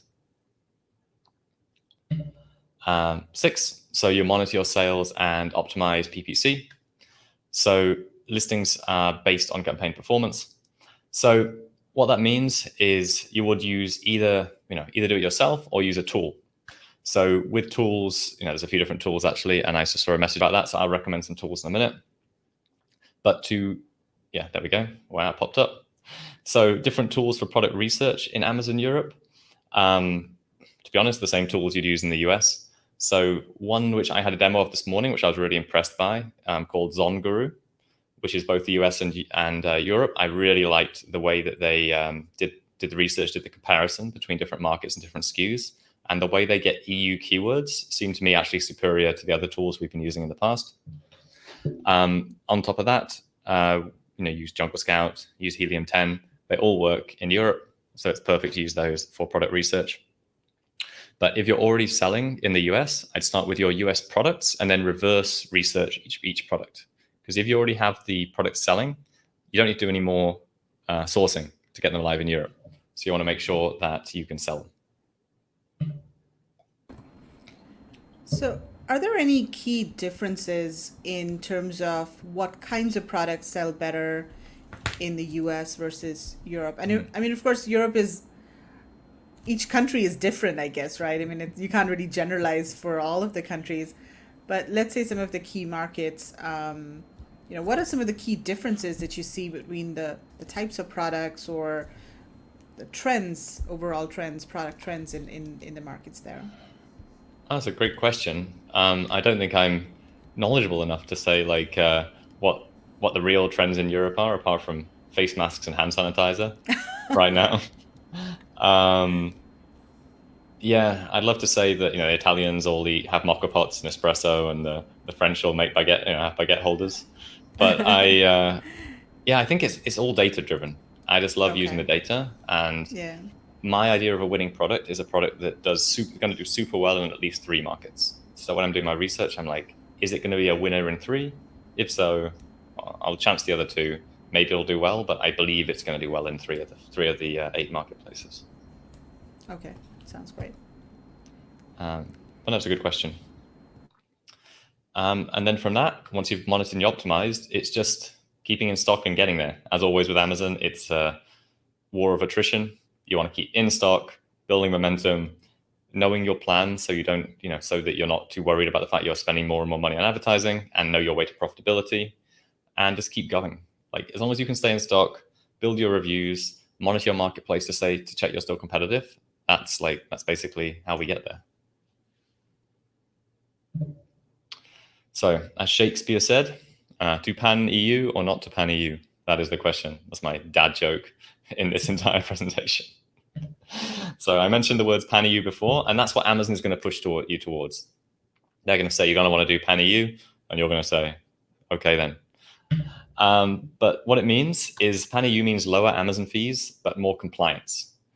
And Amazon helps you with this. So pan EU, as I said before, effectively means that you're going to have a sales tax number, a VAT number, in every market that Amazon stores inventory. And what that allows them to move your inventory between those markets without telling you, so that you have nexus in that marketplace. And then every month you get a report, and that just spits out those numbers, and your VAT agency takes over everything. So you don't really do anything extra. You just have to pay the numbers that the agency tells you to do. in every marketplace. So for example, on that, I had a really good example in my head, but anyway, never mind. I lost my train of thought completely. But it's the cheapest solution if you want to scale quickly. And the reason for that is that by having Pan-EU, Amazon gives you local fulfillment fees in every market. So say you're storing your inventory in Germany and someone in Italy, 1,000 kilometers away, orders it. If you're not got Pan-EU, Amazon will charge you an extra €2 per item of a certain size, say around 300 grams, to ship it to Italy. But if you have Pan-EU, hopefully they've already stored some inventory over there. But if they haven't, they give you local fees. So you save €2 on an item by item basis. It's free for the first year, but in the second year, if you're paying €200 a month, that means every 100 items shipped outside the main country, you break even on your fees you're paying Amazon for that. And ideally, you're doing volume, so 100 items is nothing outside your main market. Just came to mind another tip for that, because if you're not based in Europe, is that you're going to want to pay all of these items in the local currency. So in euros or in pounds in the UK, euros in Europe. So use one of those receiving services that can then pay out the VAT. So I don't know, Megla, if you've got any sponsors of any of them. No, we don't. But I think there's this one. Oh, maybe they're in the UK. I don't know if they. No, I don't. Yeah. That's all right. No, I was going to not mention other ones, but Currencies Direct, Western Union, TransferWise. World First, Ping Pong is a Chinese one. Yeah, all of those. OFX. Any of them. Whoever give you the cheapest number and you trust, go with them. They all seem good to me. I've used World First and Currencies Direct and never had any issues with any of them. And they're all in competition now, especially now Amazon dropped their fees lower, because Amazon used to really rip you off at 3.5% of the money remitted, but now they've taken it down to 1.5%. Everyone else is competing around the 0.5 to 0.3 level. So, any questions about Europe? So for somebody who's based outside of Europe, how easy is it to get a VAT number and the entire process of registering for your VAT? Is that a smooth process, or is there a lot of documentation that's required, for example? Yeah, that's a really good question, and it kind of depends where you're from, or where your company is, not where you're from. Doesn't matter where you're from at all. If you've got a proper company, in a non-tax haven country, so Europe, US, Hong Kong, Singapore, they're all fine. They don't like the Belize or any of those ones that are a bit more on the sketchy side. Then you can just apply for VAT numbers. That's super simple. The UK is very quick, usually 2 to 4 weeks maximum. Germany is a little bit slower, and then other European countries, it really depends on the time of year and how busy it is. The biggest issue usually is Spain, but the agency will manage all of this stuff for you. They'll just be sending you, to be honest, got a bit of paperwork. You then take it to your local notarization person. They stamp it for a couple of them, and then it's done. So it is, half a day's work of filling out paperwork and getting it notarized, and then once that's done, you're done. You're launched, you're registered, and it's all done. Okay, so you do need an agency to do all of this, right? So it's not something that you can do on your own. Yes, you do, because you want representatives in each of the countries. But because of Amazon's deal, it's free for the first year, so free registration, no fees at all. And then the second year is €2,400, which is incredibly cheap. Because in the past, I've been quoted over €100 a month for Germany, and now you're getting 7 marketplaces for €200 a month. Right. So it's crazy cheap. What about Amazon's monthly subscription fee? If you're selling in all of these different marketplaces, are there separate fees that you have to pay for each marketplace, or is there like a pan-EU subscription fees or something? So the cool thing about Amazon is a Europe account's just like a North American account. So it's just one fee for the entire account. If you make UK your main one, I think it's £24.99, so about $35. Or if you register first in Germany, it'll be in euros. Don't know what that is. But yeah, it's just one for all marketplaces, which is pretty cool. Okay, yeah, that's cool. Okay, so guys, any questions? Selling on Amazon Europe. Looks like no questions. That's all right. Well, I've got a few more slides where I can talk about seller candy and then take general problem solving questions if you want. We've seen a lot of stuff recently, and I can dive into some of that. Let's do that. So I've got about 5 slides talking about seller candy, which is our service. So our tagline is that we're your Amazon Seller Central personal assistant. So what we do is we have an expert team of, So basically, the biggest problem that we see when I was working as an agency and had an agency was dealing with Amazon. Dealing with Amazon is the bane of a growing Amazon business's life, whether it's getting updates to propagate through your listings, getting suspended listings, getting money back for missed shipments, getting money back from fulfillment center transfer issues, delays. Basically anything that's happening in Seller Central these days, Amazon seems to be locking it down, and we have to raise a case, get a templated response back, and then raise it again and again and again until we get to the actual result we want. So because of that, we created Seller Candy, where you can outsource all of that stuff to a team of competent individuals, such as our team, from like $497 a month. And it's like having an expert on your team, but you don't have to manage them. You don't have to hire them. You don't have to sign them up to any kind of contract. You just use our platform and interact with them, and they help you with your Amazon business. And what that means is no more Seller Central headaches and no more dealing with Jeff. I really like this picture. This is from The Economist. All right, so we take care of all Seller Central issues. That's anything from suspended listings, reimbursements for refunds or missed shipments, shipment issues, shipment creation, updating listing content, bulk files, flat files, basically anything you don't like doing and it takes a lot of time with Amazon, our team can do it. Doing anything you want with Amazon support. Since you no longer need to deal with Amazon, so that you can concentrate on whatever you want to do, whether that's sourcing more products, optimizing your advertising and your listings, drinking margaritas on the beach, like whatever you want to do with your time. If you can get to a beach at the moment, then this is for you. So this is for you if you've got a specific problem that has been driving you crazy. So anything that you think is unsolvable, we are more than happy to take it on and give you a refund if we can't fix it. If you want an expert in your company, so you've been looking for somebody to take on some staff, but basically when you hire somebody the first time, you don't know whether they're actually an expert, and you have to test them for a few months, and you're unsure. And then if it goes wrong, you have to do it all over again. With us, you can have someone tomorrow. There's no contract, and if you don't like them, you get rid of them.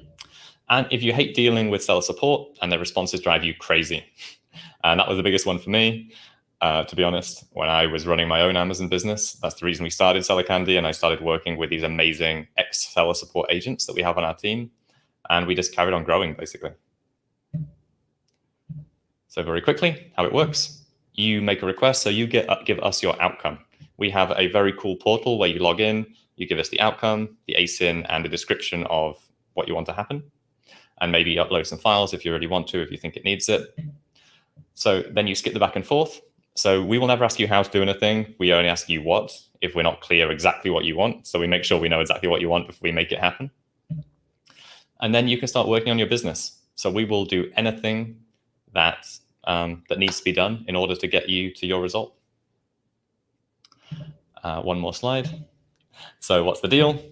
You get unlimited tasks, a month-to-month contract, a 30-day money-back guarantee. So if we have any issues with the service, we'd refund you, although we've never had to do that.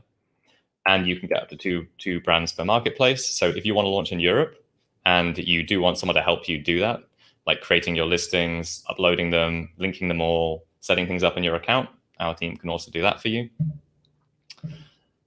And if you need us, kind of our tagline. These are the standard pricing. I'm just going through quickly because I want to make sure that I'm respectful of everyone's time and we get some questions at the end. So this is our standard expansion package, which is $697 a month. If you sign up at through Global Sources, you get $100 off for life. And that's about it. If you have any questions, you can email me. That's my direct email, and I will get back to you, and I'll sort you out with $100 off. You can watch our demo at sellercandy.com. It's just a big call to action in the middle of the screen, watch the demo. And you can join our Facebook group. So we, as I said, have like an amazing group of ex-Amazon seller support. So subject matter experts, the ones that get to the top, and then Amazon pays them super badly. So then we hire them and double their salary. So you can interact directly with them on our Amazon Seller Central Problem Solvers page. And if you want us to work with you and support you, you can just sign up to the service. And me and my business partner would love to chat to you about it. Yeah, that definitely sounds very appealing to a growing Amazon seller. I mean, there's just so many issues that sellers have to face. So where are your problem solvers based out of? I mean, are they in the US? Are they in India? Because Amazon has most of its seller support in India. So are your agents from are they like ex-agents from Amazon not Amazon India, but Amazon offices in India? So actually, our team is mostly Filipino. So at the moment, the reason that seller support has been such a mess during certain hours is because Amazon's moving from the BPO model, so from having a business process outsourcing center for their seller support into having a centrally located center in the Philippines. It's kind of a not a myth. It's a rumor at the moment, but it seems to be happening. And that's why things are always going around in circles so much right now, because there's not a good training system for seller support. So we hire people that worked in Amazon seller support for at least 2 years, became subject matter experts, hit the ceiling, and then we're like, we'd rather work for ourselves, make a lot more money. They get experience doing that. Then we also hire them, put them through our 2-month training process, and then keep them on our team. Okay, interesting. What is the most common, or what are some of the most common issues that your problem solvers solve for sellers? Oh, it's a good question. So suspensions at the moment. So I've had people listing suspensions or listing account suspensions. Listing suspensions. We don't do account suspensions as a rule, but if one of our sellers has a real issue, we will do whatever we can. So our whole motto is we go above and beyond, and we create raving fans, which is what I love about this business, because we solve the hardest, most frustrating things in someone's business. So we create raving fans, and they want to stay around. We've got some amazing testimonials today. So listing suspension, so that could be through all of the issues with pesticides that have been happening recently. So we've got a really good process now. We can usually get a listing up within 24 hours. IP issues. So lots of people have had IP issues over the last week, especially people that have previously done RA or OA, online arbitrage or retail arbitrage. We've had clients that have had 200 IP complaints appear in their account overnight because Amazon's been using their bots to go back through everything and flagged huge amounts of things. So we've got a system to work through those. It takes a while, but to work through everything. And sometimes it's just the small things, like the things which people think are impossible, but just take a very long time. So, getting really old listings unsuspended, or pushing updates through, or actually a really common one is making variations, using flat files, creating flat files and making variations. Just things which take a lot of time the first time you do it, but once you've got a team who does it all every day, they're so quick. Yeah, absolutely. Okay, guys, so we're going to start wrapping up over here. Let us know if you have any questions for John related to Seller Central problems, or related to Brexit, or selling in Europe. I had another question and I lost it. I'm sorry, I'm a master of doing that. Yeah. Okay, cool. I'm also going to just display your website over here, okay. and I'm going to remove your slides, if that's okay, so that we can All see good. you. Cool. So you're based in Vietnam, right? Yeah. Okay, and how long have you been there? 5.5 years. So Okay. time passes quickly, doesn't it? Like you think that you've been somewhere a short amount of time and it just passes. So I got married last year. We were supposed to be Congratulations. traveling for the year, maybe move to Europe, maybe move to Lisbon or something like that. And then COVID happened. So we're very blessed to be in Vietnam. Vietnam's been very good in terms of the pandemic. They've locked everything down for a short amount of time, and now everything's open. Okay, So it's been a good fantastic. place to be. Cool. Okay, so guys, check out sellercandy.com and also join John's Facebook group to get more information about their services and if you need any help. Well, John, thank you so much for your time today. It was really nice meeting you and a great presentation. Thank you, Megla. Have a great rest of the day or evening for you. Thanks a lot. You too. Bye. Bye. Okay, so I'm just going to remove. Oops, and I've added Zack. Okay, All so right. here's our next speaker, one of my favorite marketing e-commerce experts, Zack Franklin. How are you doing, Zack? I'm doing good. It's good to see you, Megla. With the background, I Yeah. really feel like I'm actually at the expo center. Yeah, don't you? I know. I've got a green screen and everything, and totally into virtual stuff now. So, yeah, we're really missing in-person events, and let's hope we can start in-person events soon and Hope meet for up in Hong October, Kong. but Exactly, yeah. well, I'll see you Okay. next April, I think. Well, I hope so. But yeah, let me Okay, so figure out how to get this yeah. So your topic going is so you can blended see. commerce and Google Shopping, unusual ways to scale in 2021. So, yeah. All right, I'm Okay, gonna I figure can out see how your to use screen. this StreamYard stuff. Yeah, so you can make it full screen and All right, which screen do you see? Do you see the screen with like the notes? yeah, I see the notes. All right, let's switch them around again. All right, It's still with the notes.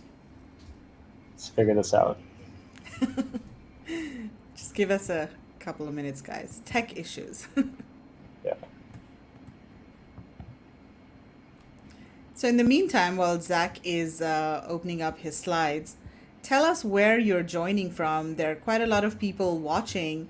Let us know where exactly, which city you're Yeah, joining us so from. I am on Koh Samui, Thailand, which is a very nice island paradise, um, except everything is locked down at the moment. So the only thing I really get to do is work, which I'm okay with. I've been up since 2 in the morning because this is a kind of a strange time for me to give a speech. So I work US hours at the moment on some of my websites that work with the US suppliers. So I have the opposite problem of most people, which is they're in America staying up late to talk to China. I'm in Asia staying up late to talk to the US. Okay, I see a screen now. And yes, it's full screen. All So right, let's get started. great. All right, so we'll just get right into it. Who am I? My name is Zack Franklin. I've worked on more than 100 different very large Amazon brands, including some of the biggest companies in China. I've launched products to more than $100,000 a day of daily sales for certain ASINs in headphones and supplements and essential oils, in sex toys, stuff like this. I've worked with pretty much all the big Chinese brands that people are afraid of. And I'm a 4-time speaker, maybe 5 now, at the world's biggest marketing conference, affiliate world conferences, and also just about every single global sources. I think I might have missed one. But I'm always super happy when Megla's like, hey, come back. So I don't do too much Amazon stuff at the moment because I'm locked outside China. And I've mostly been doing kind of high ticket drop shipping, which is selling like super expensive stuff through Google Shopping. I made a fun little website for Amazon sellers recently called seller.deals. There's also a Facebook group. If you go there, you save money on everything from Helium 10 and Jungle Scout to some of my services to pretty much, I think, 40 other deals on the website. So go ahead and check it out and save some money. So I have 53 slides. I have 45 minutes. We're going to talk about how you can crack the Google Shopping code. Okay, this is the #1 traffic source that I think Amazon sellers are ignoring. We're going to talk search ad salvation. So these are quick and easy ways for you to master Google search ads so you can flood your Amazon listings with buyer traffic. And we're going to talk about blended commerce, how you can mix and match tactics from affiliate marketing, from big retailers, from Amazon, from dropshipping, so that you can scale fast and so that you can skyrocket your revenues. We're here to solve a problem. And this problem is Amazon sellers still suck at external traffic, okay? Whenever they're doing it for certain types of results, they don't get the results. Amazon sellers have been talking about this for years. At every single conference I've ever been to, there are like 10 guys talking about Facebook, Facebook, Facebook, Facebook. And then when I talk to actual sellers, they're like, I don't understand this stuff, okay? So my mission is really to help you change that by coming from a digital marketing perspective to Amazon instead of the other way around. And this is a huge moment for e-commerce, okay? We have a surge of just offline to online. So we have a lot of competition now that maybe we didn't have before, but there's more demand than ever before. If anyone is, an active seller here, no one is going to say your biggest problem right now is sales. Everyone's biggest problem is logistics and staying in stock. But that's because the demand is huge. So we need to keep taking action. We need to build moats, long-lasting competitive advantage so that we can continue to enjoy the success that we've had. And one of the best ways to do that is to actually expand beyond Amazon. So where do we get started? If you close your eyes, you're going to know exactly what's on the next screen: Facebook or Google. Okay, these are the two biggest traffic sources in the game for a reason. Facebook and Google both know more about me than my family and my closest friends, right? And same for you. They know enough about us, and they have the best advertising because they have put millions and millions of dollars into this. Well, billions. But when I go to all the conferences, everyone's talking about Facebook, and for some reason, no one's talking about Google. And I think, in particular, Google Shopping is the place where a lot of Amazon sellers need to be. So you might not be super familiar with Google Shopping. Go ahead and type in pretty much any product name right now into Google, and you will see some product search results at the top. Okay. Google Shopping also has its own app. So why should we sell on Google Shopping? It's really consistent. It's really high quality, high buyer intent traffic that are going to Google to buy things. Just like why Amazon traffic is so good, because people are going there to buy things. Clicks are usually way cheaper than Amazon because there's not that much competition. I might have 10 to 15 people competing with me, and on Amazon, I might have 100,000. Okay, it's a very similar ad platform and a similar style of operation with what you already know, which is a good place to start. Facebook is a radical departure from everything you've been doing on Amazon, and that's why it's so difficult. Google is very similar to what you already know. Facebook also has, because of all the machine learning and everything else, is very inconsistent or very dynamic. Everything changes and you don't really know why. With Google, it's more manual and you do kind of figure out why. My other favorite thing is that boring products are perfect for Google Shopping. Okay, I once had a Chinese client tell me they need to sell like trash bags on Facebook ads. And I said, I'm not going to do it. Like, there's no reason that would work, because if they're on Facebook, they're not there to see like garbage bags. But on Google Shopping, all of your boring products are perfect.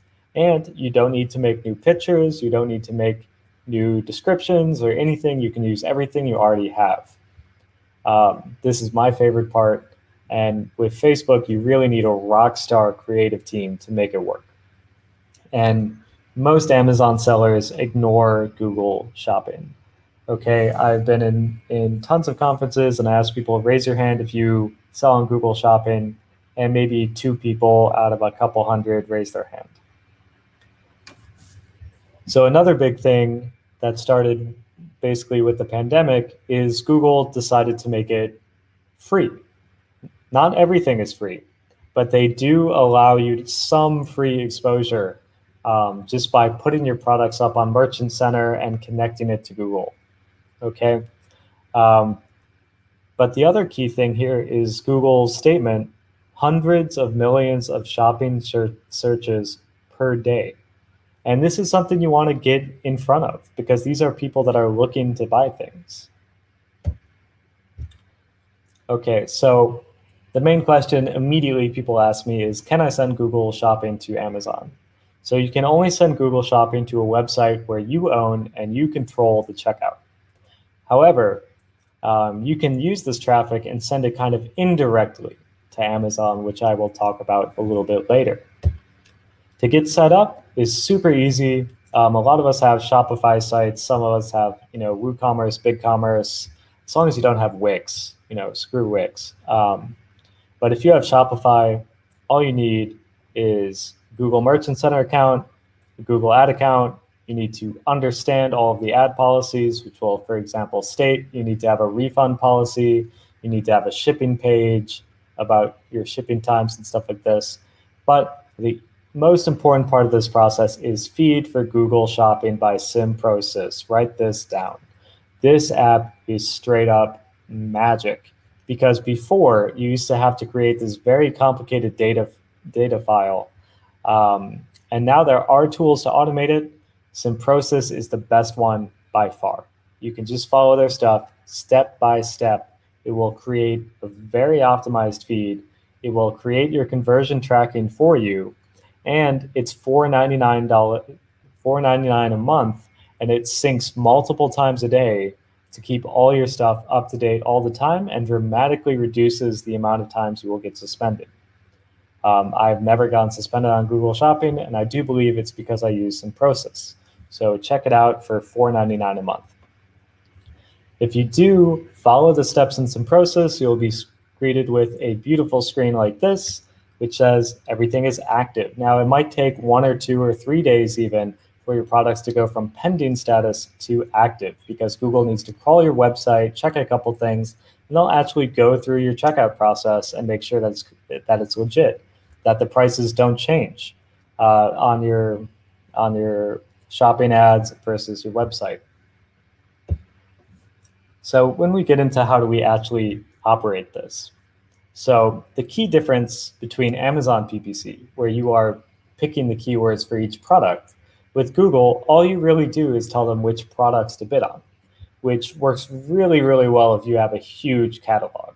Okay, my goal this year is to get at least 20,000 products online. And with Amazon, this would be a pain in the ass, and with Google, very easy. So Google finds the right keywords, but I want to restate that they use the data you give it to find the right keywords. So you want to help them find the right keywords to match you for. So you guys are all experts at this because you are experts at Amazon SEO. And it's the same thing, right? You change the product title, you change the description, the tags, the SKU, etc. And you can use different keywords in Amazon because it's a different search engine, okay? And you can usually tell if Google has no idea what your products are because you're going to start getting really weird stuff in your search queries that doesn't make sense. So what do you need to optimize? Treat it just like an Amazon listing. Add keywords to your product title. Make a full keyword-rich SEO description on your website. Set the category in the Simprosys app. Add SKU information. Add the UPC. Add images. And guess what? As Amazon sellers, your images are already going to be way better than almost everyone else on Google Shopping. You can also use custom labels to basically organize your campaigns and do a couple automated actions a little bit better. There's a setup that I recommend that I call 3+1. And most people fail on Google Shopping, or almost everyone that has talked to me and said, hey, I'm not good at Google Shopping, I tried it and I failed. What they did is that they all pretty much set up one campaign and they put everything in there and they just let it go. And this is a mistake. And I'll show you why in a second. But the right way to do it is to use Google's priority levels in the campaign settings. This is a new thing compared to Amazon PPC. Amazon PPC does not have priority levels. So it starts off, if a keyword goes, it will go to the high priority, which you will bid very low. the medium priority campaign, which you bid medium, and low priority, which you bid high. And then I always recommend having retargeting campaigns or multiple types of retargeting campaigns set up. So the way I usually do this would be to have a generic campaign, a brand campaign, and a SKU campaign. But this is because I sell other people's products. I'm an authorized reseller for some of the biggest brands in America. But if you are an Amazon seller where no one else is selling your stuff, your private label, you can have kind of organize it by your low or not very profitable keywords that are making you some sales but are not great. And then finally, your best performing keywords you want to bid more on. And this is how it kind of works. If you have one shopping campaign, you're going to bid too low on good queries, you're going to bid too high on the bad ones. Okay, if you're too lazy on this, what happens is you don't bid correctly or you're overpaying a lot. And this is not what you want to do. So an example, this is a product I sell, for example, the Smith & Hanks BEV. So some people searching wine cooler or wine fridge, they have no idea what they want yet. So I bid very low. I bid maybe 5 cents, 10 cents on something like this. If they're actually searching for the brand, it shows a lot more intent to buy and that they know what they're talking about. And so I'm going to bid higher on this. I might bid like 60 cents. And remember, this is a $1,600 item. And then for people that are actually searching the SKU, I might bid like $1.50. And you know what? I sell a lot of these. Then another way to do it, if people are just searching for like running shoes, same thing. They're not really targeted traffic. If they're searching for the brand, they're a little bit more targeted. And if they're searching for the size or the model, they really know it. So you want to bid on people that are more ready to buy. So if you don't have this data, what you need to do is get this data about what's going to convert. And so I know it sounds like it's the opposite of what I just told you, but you want to run maybe 1 or 2 campaigns for, probably about 2 weeks so that you get the data of what converts and what doesn't convert, okay? And then you build these other campaigns. You want to build your negative keyword list based on what's going on, and this is how you get that kind of initial data. You can also maybe pull from some of your Amazon data. So we want to also tie these campaigns together into what we call a campaign stack, or at least I call it this. So you need 3 components: a priority level, a shared budget, and negative keywords. So we need to use the negative keywords so that we can control which keywords we actually want to bid more on. So if we have 2 campaigns set up, okay, let's say campaign A, campaign B, and we want to bid higher on a word like coffee grinder. On campaign A, we would actually negative match coffee grinder. So if people search coffee grinder, Google will check campaign A, see that it's negative matched, and it will flow down to the higher bid campaign where you will bid a higher amount. Okay, so you would bid or you would negative match words that you actually want to show up for and bid more on.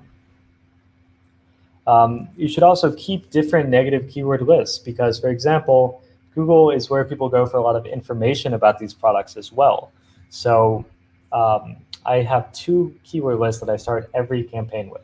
So one of them is just kind of generic stuff. These are people searching for maybe stuff like parts or the manual or a warranty, or they want it near me or used or cheap or deal or coupon that maybe I don't really want to advertise for. So I just negative match these from the start. The other is search information. So these are people that are looking for like who invented Smith & Hanks, or what is a wine fridge, or where can I do something, right? All of the question words, because everyone's typing that into Google, I get rid of that. And then I create different lists per campaign, and then I update them pretty much daily. But if you're not getting a lot of traffic, you can do it weekly.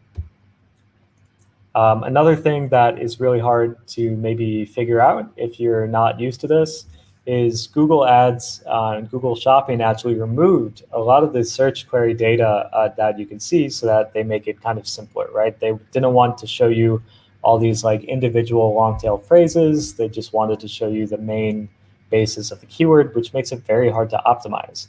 But you can find all of this in Google Google Analytics. So check Google Analytics for your search terms under where it says paid acquisition or acquisition, and then search queries, and you'll be able to see everything. When you're getting into the optimization, you have a lot of room to play with, okay? So you can actually, unlike Amazon, you can adjust bids based on the location. So for example, I've increased my bids 20% in California and Florida, because that's where most of my sales are. By time of day, I really try and get the contractors or business buyers, and so I try and do raise my bids during the workday in America, and I decrease them after that or before that, because I don't think a lot of these people are buying between midnight and 6 a.m. Sometimes people do, but not too much. Another thing is there is a really cool tool that will eventually start optimizing a lot of your stuff once you have data, and that is called Optio. So this is a very smart way to manage your Amazon accounts, as they say, and a lot of my friends swear by it. This is the way to go, and we'll do little micro adjustments on every hour of the day on different keywords that will negative match for you. And it's pretty cheap, so I would recommend it. So the next thing is, how do we channel Google traffic to increase our rank on Amazon, to do things for us on Amazon? So Amazon Prime has more people than most countries at this point. It's basically, if Amazon Prime were a country, it would be like Japan, which is crazy. And so almost up to 50% of shoppers in different tests that I've done actually want and prefer to buy with Amazon. So you want to make it easy and add a buy on Amazon button next to your standard add to cart button. Okay, you can use an affiliate link, you can use a deep link or an attribution link, but I recommend using the deep link.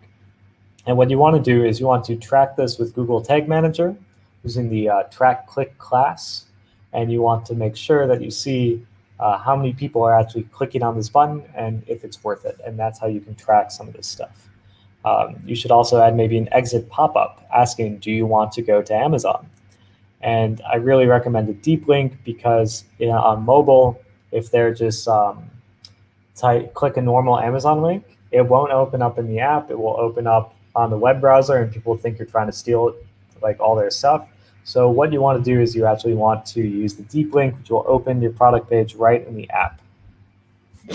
So I've done this for quite a few sellers, and I see that it has really large effects on the product ranking because it's just a lot of very cheap traffic that converts pretty well. And they've already seen maybe your landing page, your Shopify, they learned about the product and they're committed to buying it. So the conversion rate from buyers once they hit there are pretty high, and there is a significant spillover effect. I know a lot of people that rank on Amazon without doing any Amazon just because of how much external traffic they're driving with the option to buy on Amazon.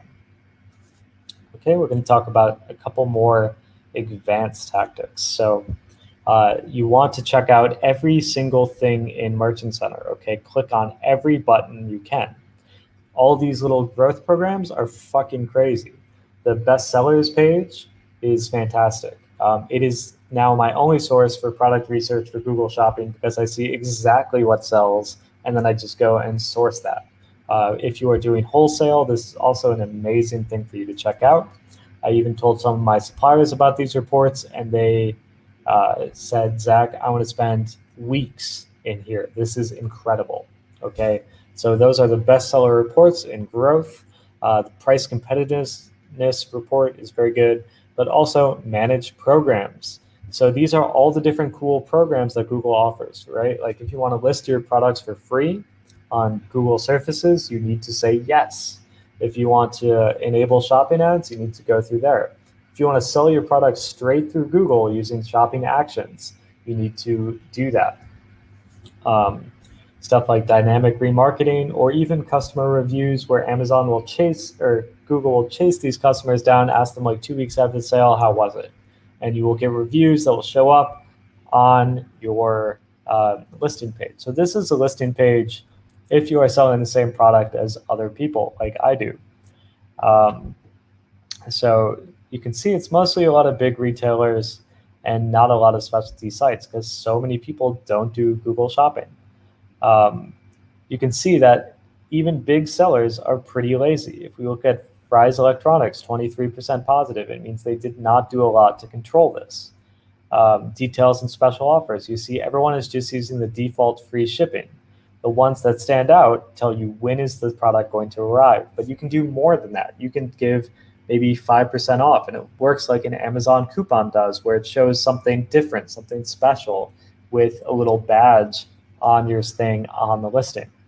So you do want to check your actual Google Shopping listings. You want to use a VPN or something if you're outside the States.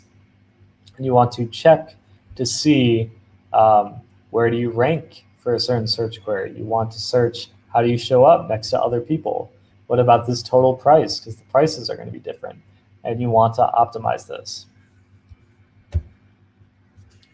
This is a very advanced topic, so if you're new, just write this down and come back to it, or look into more detail. You have something called observation audiences, okay? And you can actually bid more on these different audiences, and this is something I wish Amazon had. So you can actually bid more based on, did these people already go to your website? Or are they female? Are they male? Do they have a certain income?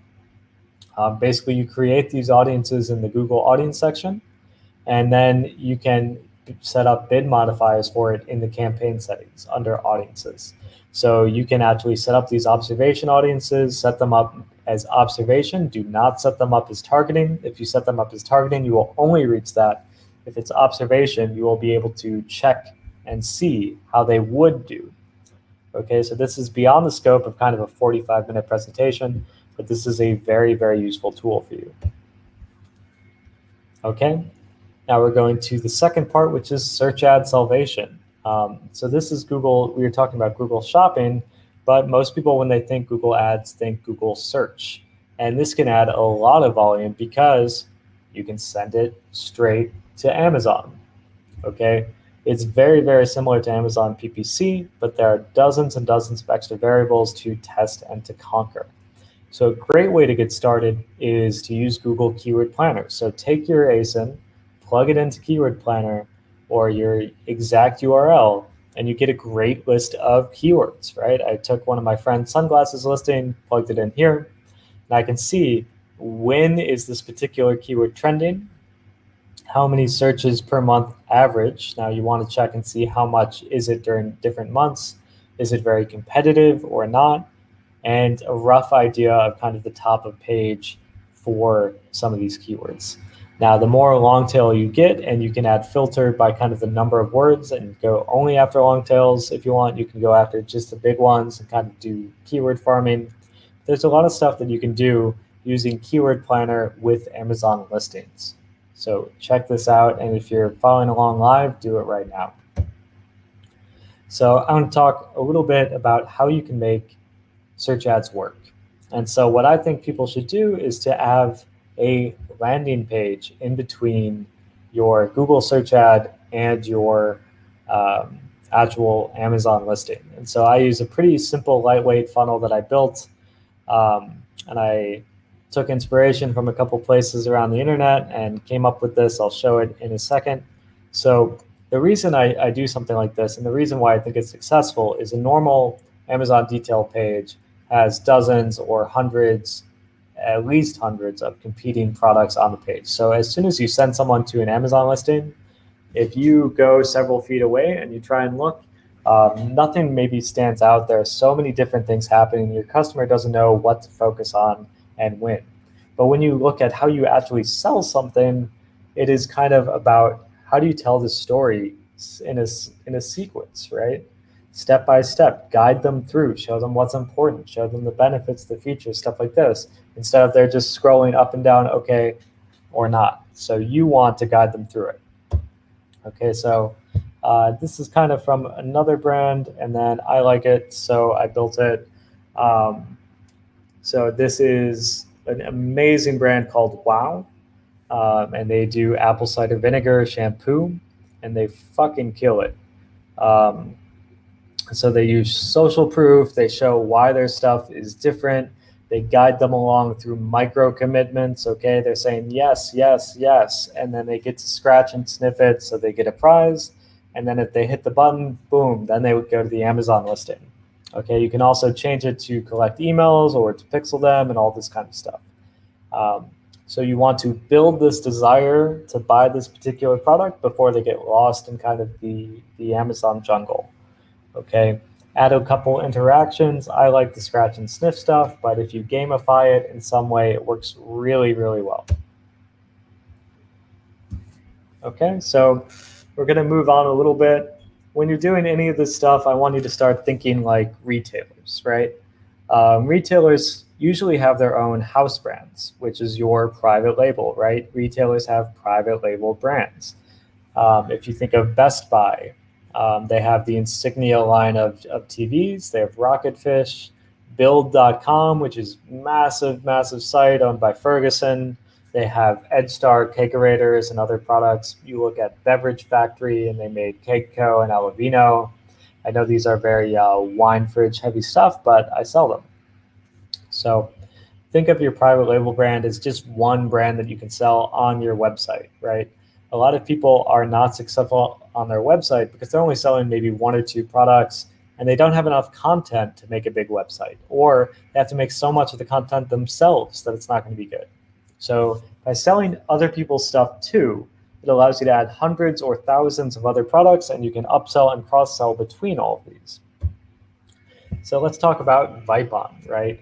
I used to work for the company that owned Vipon called ValueLink, okay? And it was acquired by ValueLink with the only purpose of it to be a machine for launching their products. This is because Vipon had 300,000 hits a month from sellers or shoppers that are interested in crazy deals for launching Amazon products. And so basically the way they were able to grow this really fast is that other sellers would pay them to place these deals, and then they could use that money for ads and bring in tons and tons and tons of new shoppers. So when ValueLink launched a new product, what we would do was super simple. We would just put this boop at the top of the fold, and we would just instantly get thousands of sales a day.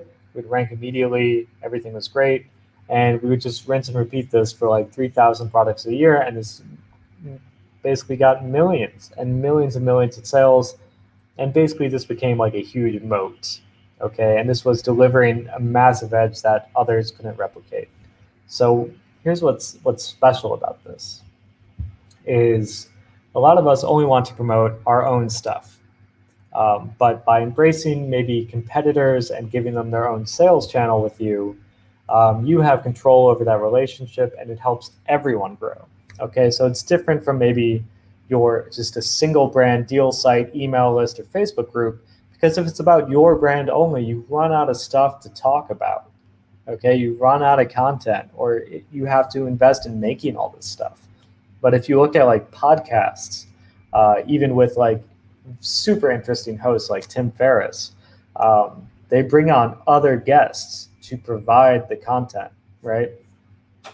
And this way they have to do a little less work, but then also the guests bring their own audience to the podcast or to the platform. So for example, this conference, for anyone that's listening in right now, is basically all of the speakers will then tell their audience and build a bigger conference overall. That's how conferences work, or that's how or even concerts work. So Thrasio is doing this, okay? Take a second and go to Zaba.com. And these are all of the brands that Thrasio has bought, basically, and put up on their deal site. And Thrasio tells me they have very big plans for Zaba, so check it out. This strategy also works to rank other stuff, okay? This is my friend Mike. He ranked his band, his rock band, using this strategy, okay? So he brought other bands up, He made this listicle article, 5 Insanely Talented Utah Bands Destined to Make National Headlines in 2020, and then he ran tons of Facebook ads to it. So because he was promoting other brands too, even though he was number one in the listicle, it made it look very genuine. It made it look like people are talking about them. Instead of we're talking about ourselves, it's other people are talking about us too. And then each of these different brands promoted the article to their whole fan base, and now they sell out shows. Okay, so this type of strategy of promoting everyone and bringing everything up works very well. And so this leads very naturally into this concept of kind of blended e-commerce. Okay, there's no reason you only need to stick with one business model. Okay, there's no reason you only need to do Amazon FBA.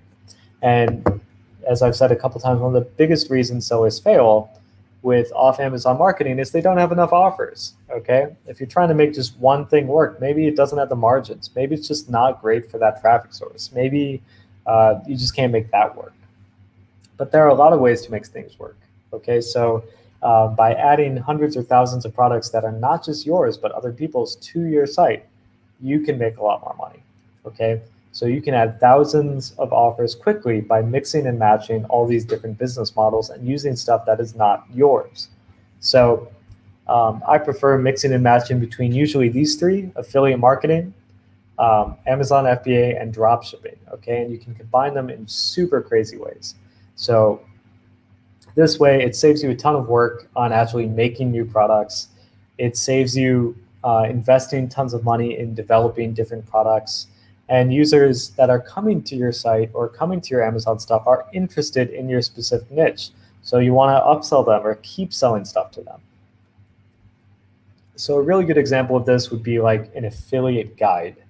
So you can find 10 to 20 niche specific affiliate programs, and you can write kind of like a listicle about it. You can outsource this to a content writer. For example, Christina, I think it's copied by Christina, and make it super professional.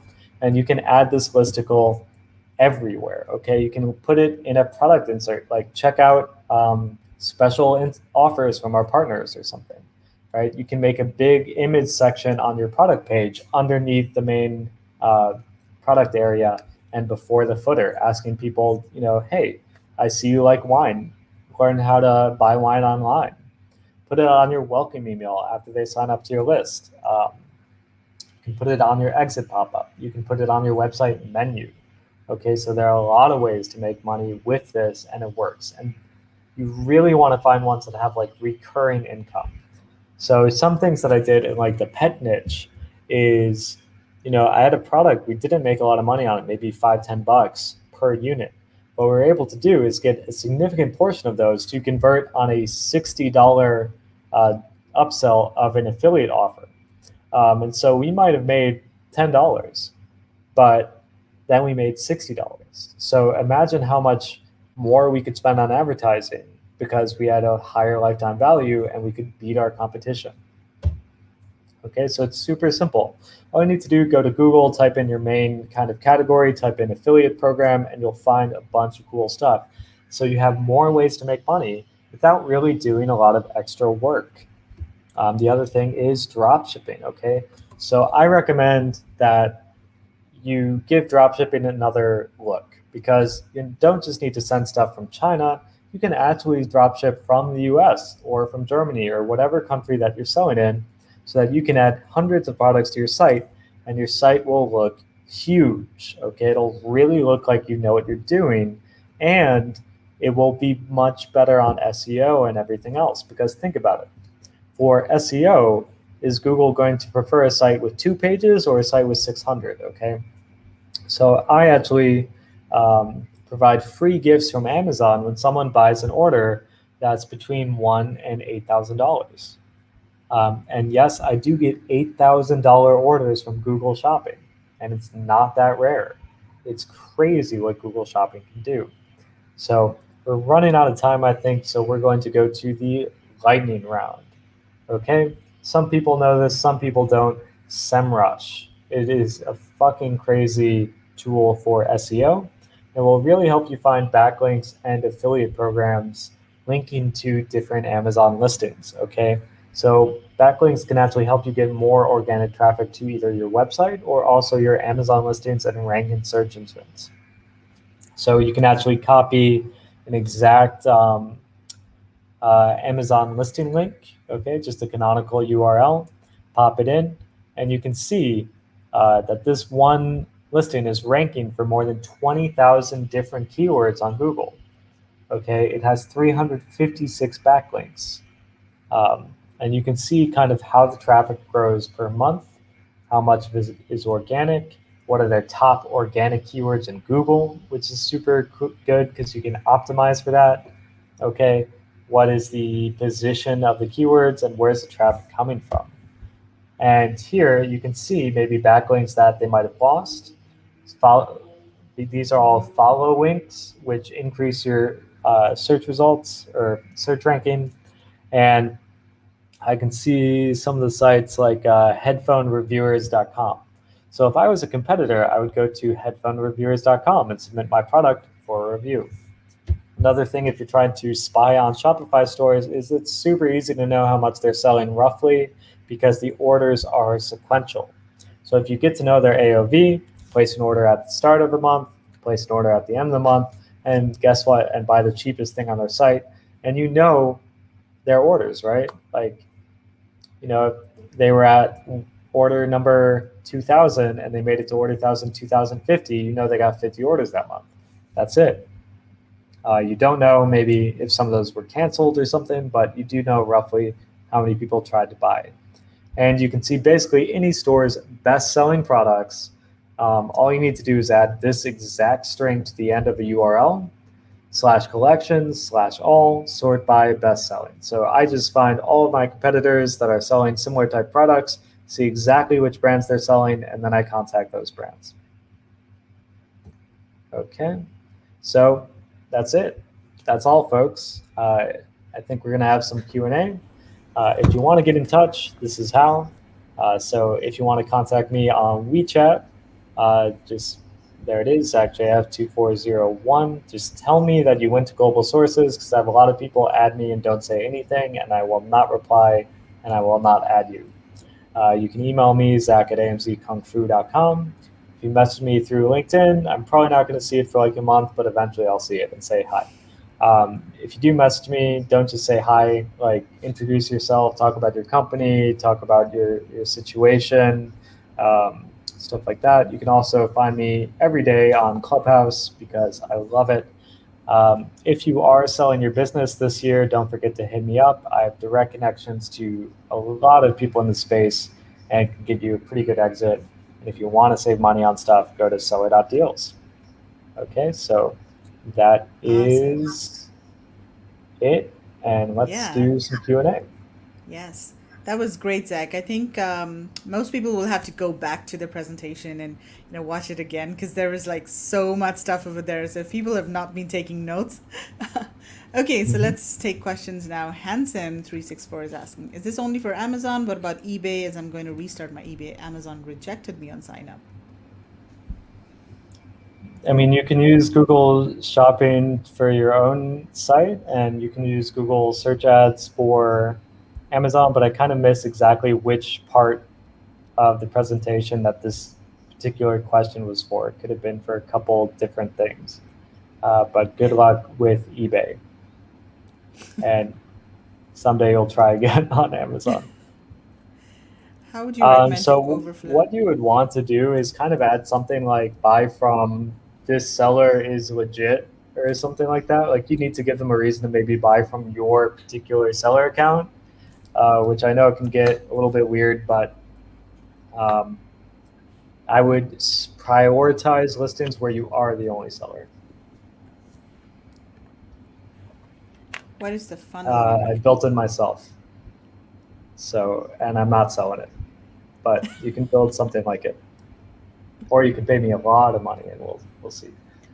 Moat basically, so you have like a castle, and then to protect a castle back in the day, they built big, basically lakes or water around it, and that's called a moat because it protects the castle, it protects your business. So you want to build barriers so that other people coming in cannot cannot, conquer your castle, cannot beat you down. I'm a little confused. I mean, there are a lot of different like services and stuff. I just call up brands and say, hey, I want to sell your stuff. Give me a dealer account. And they give me a dealer account, and then I sell their stuff. I don't use like Oberlo or any of this stuff, but you can. You can also check out udroppy.com. I really love them. They're based out of Italy. They have really good teams in China, and they know what they're doing. So when you're selling other brands stuff, then is it just more like an affiliate thing where you list their products and then I'm they like do them? the dealer. I sell like products that go from 1,000. Now I just got approved for a lot of $20,000 to $50,000 outdoor products. So like basically I can sell houses with Google Shopping. My goal is to sell every single thing that is more than $1,000 that exists. So I have a team of people working around the clock just uploading products from people that I've been approved to sell, and I will sell everything. Cool. Well, Gil says crazy. Thanks, Gil. That was a lot of good info. Yes, absolutely. And yeah, you can always go back and watch the replay again because the replay is going to be available on Facebook, YouTube, LinkedIn. So go back and watch the replay. Yeah, and check out Zack's website, seller.deals. A lot of good deals and discounts over there. And Okay, so, another for example, some things you could check out: seller.deals/AI, AI copywriting. Go to seller.deals/BREXIT, which is hassle-free online banking, and you get $500 worth of signing bonuses for going through me. I have a lot of like crazy fun deals. I got one seller.deals/get-featured where you can get NBC, CBS, Fox News logos, all this stuff, and do it the legit way, which is you actually get featured in some of this stuff. Maybe that should be my next speech. We just kind of have fun stuff that I found that I think is cool. Just like Zack Steins, and I'll talk for 45 minutes about that. So Tim is asking, what is moat? Do you want to quickly explain that again? Hey, Tim. So I already explained it, and I think this is not pre-recorded, but it is recorded, and you can rewind. So go back about 5 minutes, and you will get your answer. Basically, it is to protect your business. It is a barrier to other people from doing the same thing. Cool. Well, Zack, thank you so much for your time. It's always great seeing you. And of course, your content is amazing. So I'm sure a lot of people got a lot of value out of it. So thanks a lot for that. And I will see you around. All right. See you guys. Take care. Bye. Okay, that was an amazing presentation by Zack, but we are not done yet. We have 3 suppliers joining us now, and they're going to be sharing information about their companies and also showing you some of their products. So our first supplier to join us is Xiamen QX Trade, and I'm going to invite Chenny from Xiamen QX Trade. Hi, Chenny. How are you? Hi, Maggie. How are you? I'm doing great. Well, Chenny, thank you so much for joining us. I know it's really late for you. It's almost 10:30 p.m., but you stayed back and you're joining us. So I really appreciate that. Chenny, do you want to tell us about your company? Give an introduction about your company. Yes. Welcome to Tixin Company. I'm Chenny. Tixin Company is the manufacturer of the cable and the wire management sleeving since 2005. We are the manufacturer of the cable management for more than 15 years. We have about 1,150 employees, and the output is 5 million meters per month. Our main products are bladed sleeving, and the staple cable sleeving. and some about hook and loop tie like this, and the fiberglass sleeving and so on. We have a professional team to offer you the professional service. And today I will introduce you some hot selling products in Amazon, such as the bladed sleeving. This have a very well expanding necklace, and the zipper cable sleeving. This is the bladed sleeving with the cap zipper here. So what is this used for, Chenny? What is the application for this one? This is our cable sleeving. It can install the cable inside. Then I will show you later about this one.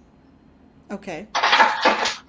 Yeah, and most of them are widely used in cable management for the smart home and office. First, I will introduce you the PET bladed sleeving. This cable sleeving mostly used for cable management. It can bring your messy cable to tidy, and the standard package is porous, but we now improve our technology and make the custom package like this, the box package. We can print your company logo and the product image here. And in the back side, it can show your product details here and the logo. But also this printed design can custom as you like. And for this product like this, we normally package it like this. You can see here. Yeah. Yes, and this package have one special on the side like this. There has two holes here. We can put the cable sleeving outside and use the scissors to cut the length which you want. You can cut it and the length you want. Then the rest we can pour into another hole.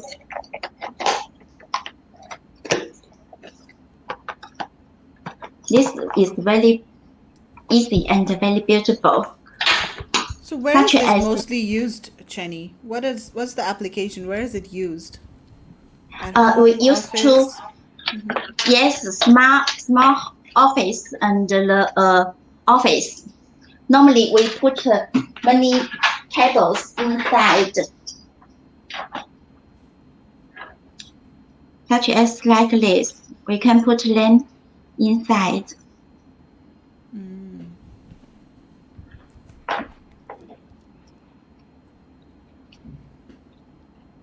Like this.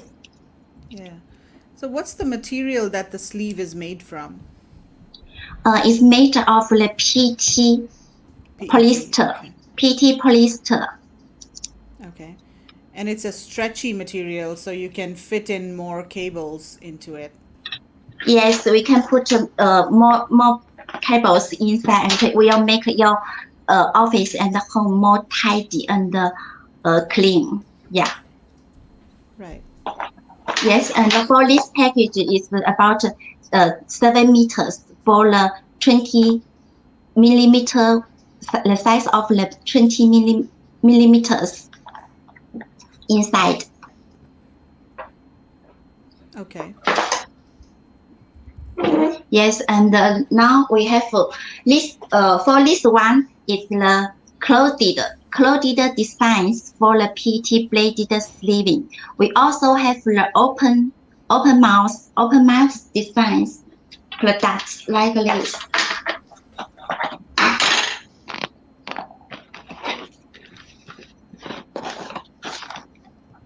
Like this one. So this It's is less bent. open mouth. Okay. Open mouth designs. Yes, we can install the glass inside. It's very easy. I can show it for you. Yeah. Let's see how it works. Yes, we can put some more. Normally, our clients purchase this sleeving together with the hook and loop tape in together. For example, we can put this many cable together and use this tape to tight it, and then we can cut it. Yes, like this.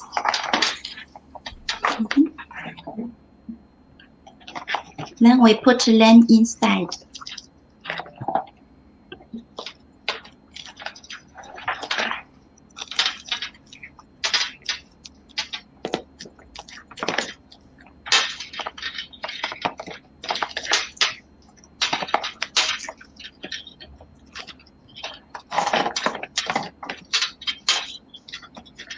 Like this. Yeah. Yes. So this is also the same material? It is the different. Yes. Different. Yeah. And this is very easy to install and repair. If we have any carton is broken, it's very easy to open the mouth and pull the cable outside and then to repair it. Mm. Yes, we also sell these products together with this cable, the hook and the loop tie. For these products, we also can print your logo, company logo here. This side is the hook side and this side is the hook side. They can tie This is like the this. cable tie. Okay. Yes, cable tie. Like this. Mostly it has many colors to make a difference for the cables. Right. Yeah. That's a very interesting product and very useful. What do you guys think? You guys watching, what do you think about cable sleeves? I think it's something that's pretty Amazonable. And Yeah. are you already selling it to Amazon sellers? Yes, we have many clients in Amazon, and they make a design, special design package like this.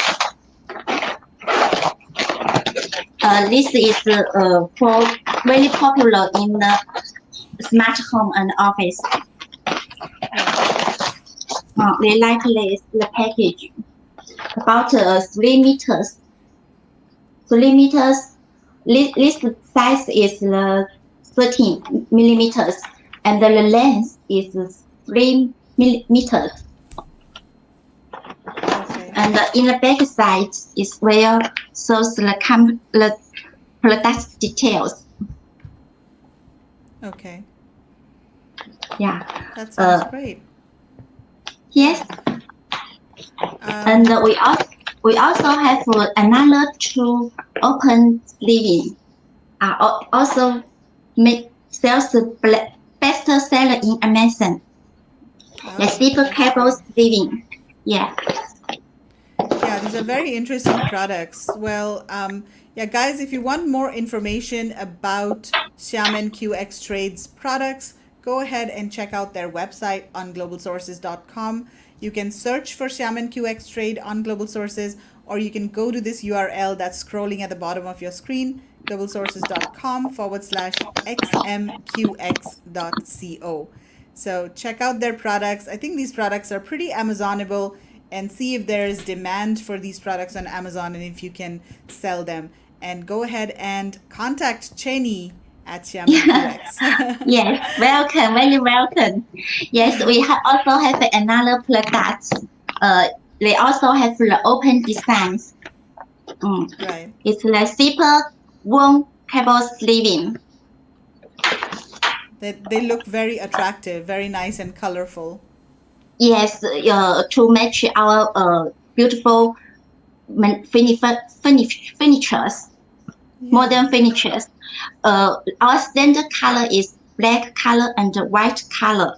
And now we have some more colors like this. For this package, we have 5 pieces in a box. And you can choose the suitable color together and tell us which color you like. And then we will combine them together to you. Yeah. Yeah. And Yeah, for that this, looks really nice. It's a nice package. yes, and for this is the zipper here. Right. Yeah, and we also put the cable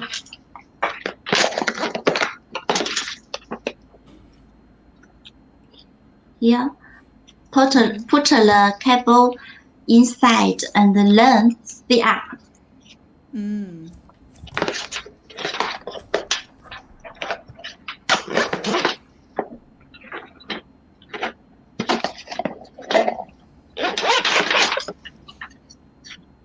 That's then the messy cable is very very neat, very tidy. Yes.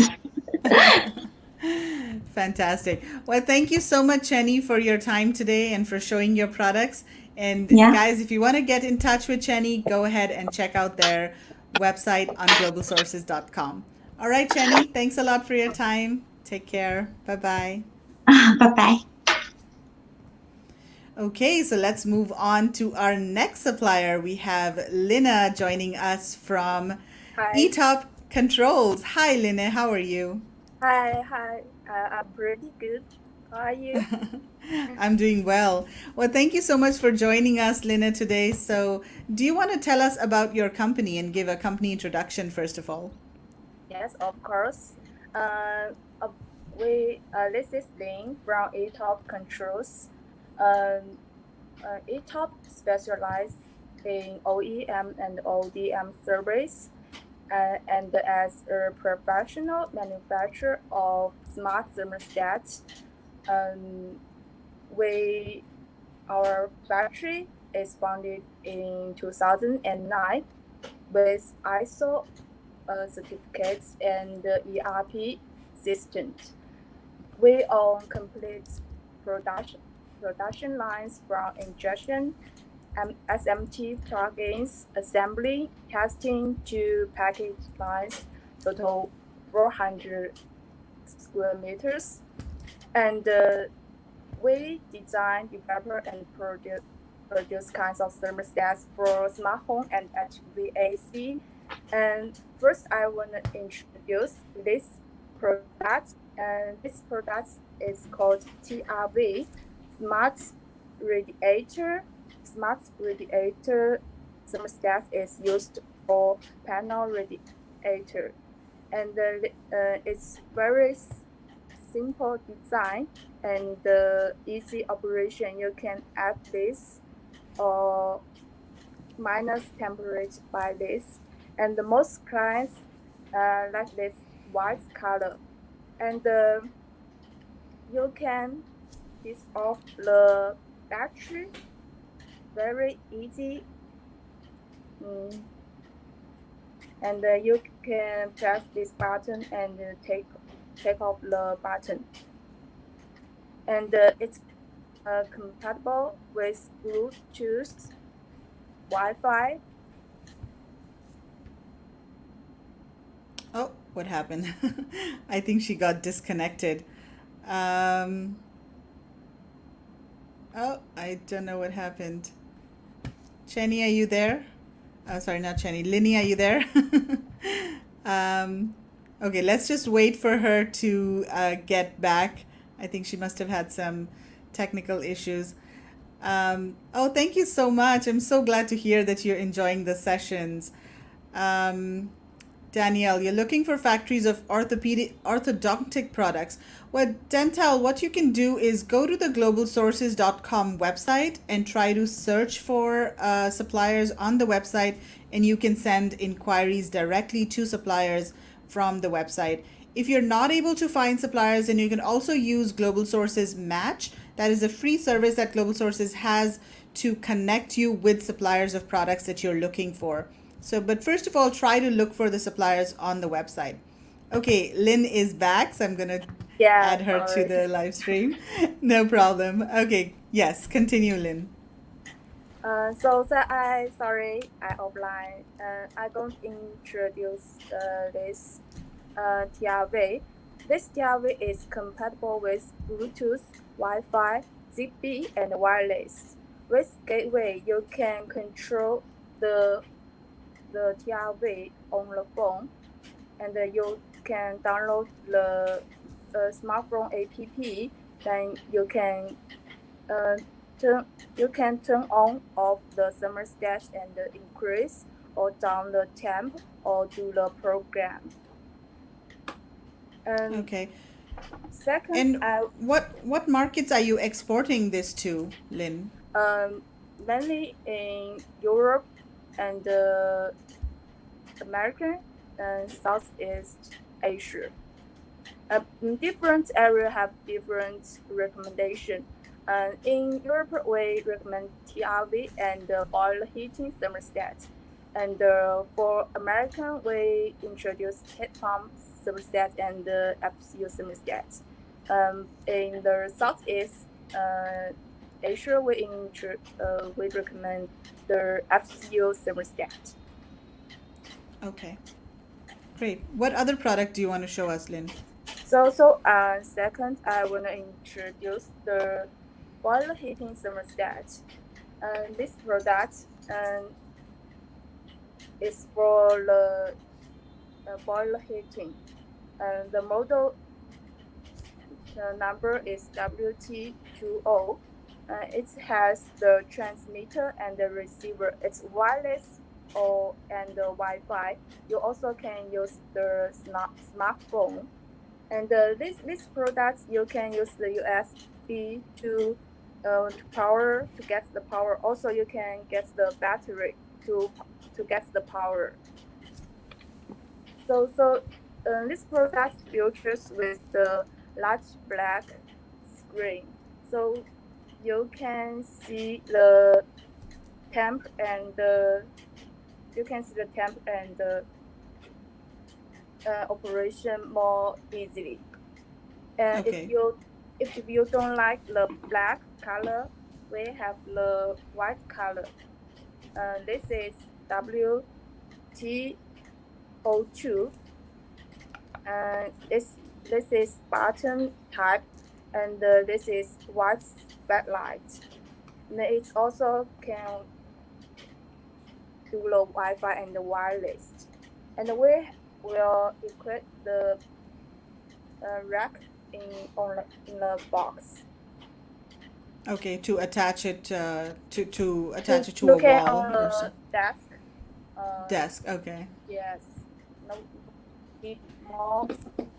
And Yeah, and do these products have certifications? Do they require any certifications for the US or Europe? yes, this is mostly used in Europe. Okay. In American, they use heat pump thermostat. Okay. And do you have the certifications for exporting to Europe? Yes, we have CE Rose Red, and for USA we have FCC. Okay. So next I introduce this product is it's color touch screen, and the most used for the underfloor heating thermostat and FCU thermostat. It's 4.3 inch TFT touch screens. Most clients will choose this to do UI customization. If they don't like this, our original UI, they can send me the pictures. Then we put their pictures on this screen, create a new UI for them. And this product is also equipped with Wi-Fi. Then you can do the phone control. And I will show you. This is the app, and you can switch on or switch off the app. Yes, you can see this is off. And we will turn on, and you can do the setting, camera setting, and the program. And if you buy the Wi-Fi thermostat, you can do Amazon Alexa and Google Assistant voice control. So this is very popular in recent years. The TRV and the Wi-Fi thermostat is very popular. Yeah, it's definitely a very useful product. Yes, because we have stock, if you buy small quantity, we can send you in 1 or 2 weeks like this TRV. So you don't need wait so much time. So it's very good for the online retailers from the Amazon and Shopify or other online shops. Okay, so what is the MOQ for these products? This product, we can usually we do 5 pieces is good, but if you Five buy pieces. yeah, if you buy 50 pieces, that's okay, but the price is different, as you know. But yes, the box is also different, because if you buy 1,000 pieces, you can do your own design on the box. So if you buy 50 pieces, the default is white box. There has the downloads, adapter, and the user manual. Okay. And so for customization, it's 1,000 pieces. But if somebody just wants a white box, then you can do as low as 5 pieces, you said, right? Yes. The box customization is MOQ is 100 pieces.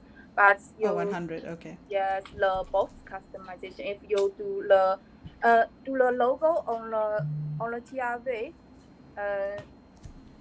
500 pieces is okay. Okay, great.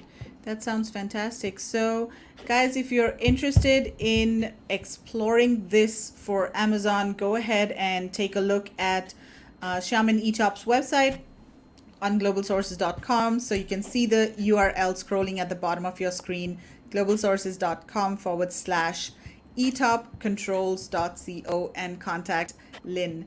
Well, Lynn, thank you so much for your time today and for showing all of your products. So you have a good night. Yeah, bye-bye. Okay, bye-bye. All right, so let's move on to our last supplier. We have Mason waiting backstage. I'm going to bring him on stage. Hello, Mason. How are you? Hello, Meghna. I'm fine. How about you? I'm doing well. Yeah, it's been a long day, but I'm Yeah, having it's a long fun. day for sure. Yeah. Awesome. Well, Mason, thanks a lot for joining us. I know it's really late for you as well. So tell us about your company and what kind of products do you manufacture? Yes, for sure. My name is Mason from A4X. So previously our name is ADDX Beijing. So recently we just got our brand upgraded from ADDX to A4X.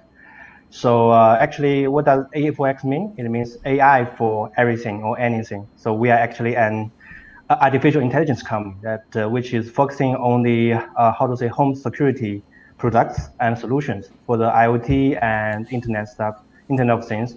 So AFX provides service for the vision-based IoT devices in a worldwide scale. So connecting the brands, the manufacturers, resellers, and end users all over the world. So currently, we are offer very high quality smart wireless cameras with battery powered. So we have some models later I will show you. So yeah, that is generally what we are doing. So we are providing the IoT and smart device for the home security products. Yeah. Okay, that's fantastic. And you're based in Xiamen, right? That's where you are. No, not really. So No. we have two offices. Okay. One office is located in Beijing, the capital of China. So Beijing team is specialized in cloud and software development. So Shenzhen, our second office for manufacture and supply chain. So now I'm based in Shenzhen, so I have a connection with the supply chain, on the first hand. So that is how we located. Okay. Yeah, absolutely. I mean, Shenzhen is the production hub for all electronics products. So For sure. yeah. Yeah. And what countries do you mostly export your products to, Mason? Actually, we are exporting to United States and Europe. So most of the regions, for smart home and home security products. Yeah, mainly the States, we sell a lot on Amazon in this case. Okay, so you do sell these products on Amazon as well, or sell them to Amazon sellers, right? Yeah, we sell to Amazon sellers so we are not directly selling to the Amazon platform. Yeah. Okay. And what kinds of products are more popular with Amazon sellers, especially in the US? Oh, they prefer, of course, the high quality. So this is like the first standard that they prefer to choose, and with the affordable price. So that is how it shapes our products and sales. So we have really high standard quality products. Plus, we offer really affordable price to the consumers. So I think this is how people like, from China, from Shenzhen, for those good electronic products. Yeah. And in terms of product categories, which ones sell better on, with Amazon sellers? So is it like, the CCTV cameras or IP cameras or, any other product category? Which ones do you think sell better for Amazon sellers? It's a very, very good question. So on Amazon side, people prefers, of course, the easygoing, easy installation cameras. So no matter it is IP or analog cameras, so it has to be very easy installed. So for instance, they have like a camera kit with 4 cameras as a kit, plus 1 recorders. And this is one type. Another type is like a standalone Wi-Fi cameras. So with battery. So what we are offering today. So it is easy connection. You don't need to make like installation with drilling the holes and the cable stuff. So it's wireless. So it's really easy to install. So that is how popular for the Amazon consumers. Yeah. Okay, great. So do you want to show some of your products, some of the new products, and maybe introduce some of them for our buyers here? Yes, for sure. So the first one I want to show is our flagship cameras. So this is battery cameras. So you don't have to make any cables with this, and you have a very strong magnet bracket here. So it's very strong. Okay. And for this camera, so it's 1080p megapixel resolution and super long standby time, around 6 to 12 months. We don't have to charge it. So it's a very long lifetime of standby cameras with this. And the interesting for this camera is that this is not only one camera. This camera has the AI function. What does this mean? It means that this camera can detect if it is a human, it is a pet, or it is a package delivery, or it's a vehicle.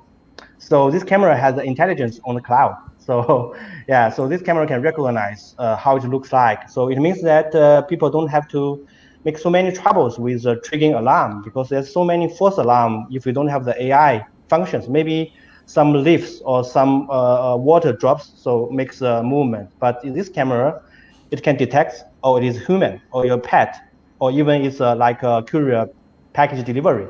So it makes this camera thinking and smart. So this is the features for these cameras. Yeah. Yeah, So it this looks is one very type. sleek Yeah. as well. it looks very sleek as well. I mean, just compared to the other cameras that we see around, it looks very sleek, very modern kind of. Yeah. Okay. It's module design and very high quality with this very strong magnet. So with these stickers, so you can just put it on the wall and you don't have to drill the holes. Very easy to install. Okay, awesome. Yeah. And so this is one of your new products, right? Yeah, this is like our premium new products, and people can buy it on Amazon, and then even this have the like cloud storage and AI function subscription. So even your customer buy it, so they have the choice to subscribe it per month. So it means that once you sell this camera, maybe you have continuous revenues from your customer because maybe they pay the monthly cost for this cloud storage or AI functions. So this is a very high value added product in this case. So where is the cloud storage? So that's done by you. The cloud storage is offered by your company. Actually, we are only platform service, but from infrastructure cloud, it of course on Amazon. So it's AWS cloud, which is secured in United States and in Europe. So data is always stay in United States and Europe. So that is the key that we keep the data security as well, for this kind of cameras. Yeah. Okay. And is this already selling on Amazon, or is this like a new product that you've just launched? It's already selling products already, and we have some of our partners selling really very well for these cameras. Maybe per month around 10,000 pieces for this camera. Oh, wow. That's pretty awesome. And the feedback and ratings are very high. Yeah. Okay. Yeah, that's very important on Amazon. I mean, reviews are everything. For You sure. have to have good reviews. Yeah. And so in terms of price, is it significantly higher than other, regular types of cameras, non-AI, normal cameras?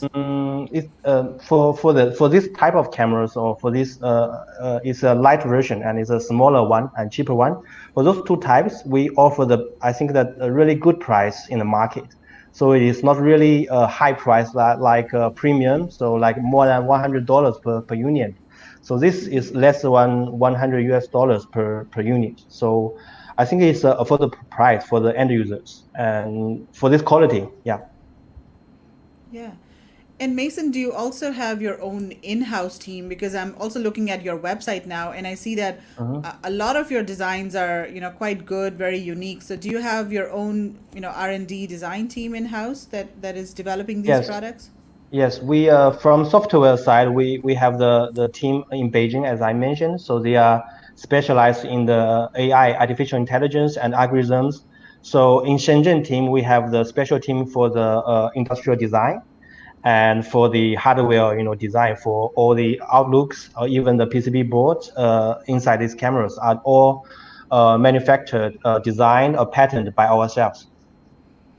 Yeah, they look really good. Guys watching, you should definitely check out their website. I'm just looking at the website, and the products are really, really smart. Okay, what is this cute little robot thing that you have? What is that? Tell us about this is like an indoor camera. So it's a PT camera. So when you use it, so this camera can rotate like 180 degrees or 330 degrees. So it can rotate.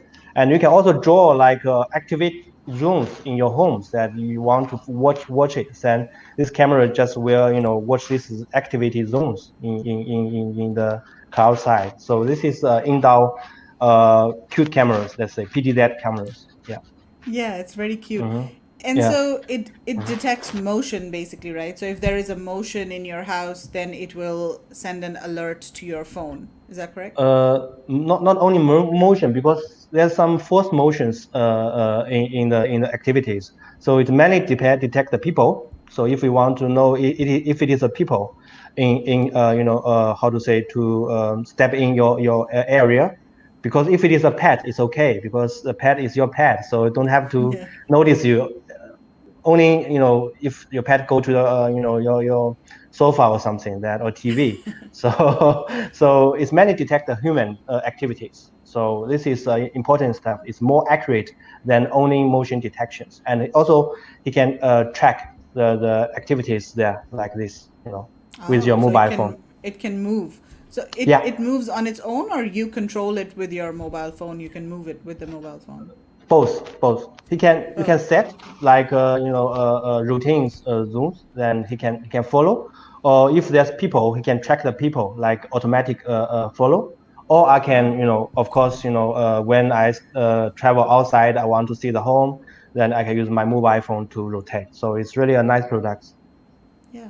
And is this mounted on a wall, or is it You can can put you it place it on the on a wall? table, and also Okay. you can make the mount like this way. Yeah, both way are fine with that. Yeah. Okay. Mhm. And this is also with AI, right? So it can Yes. differentiate between. Okay. Correct. And so Yeah. most other cameras on the market, they are not able to differentiate between humans and pets and etc. Is that correct? So is this Yep, is this that's something correct. that's very unique? Okay, so that's something that's very unique about your products. Yeah, let's say we can say it because in United States, of course, there's some top brand. They have AI functions, or but it's only top brand with very high price.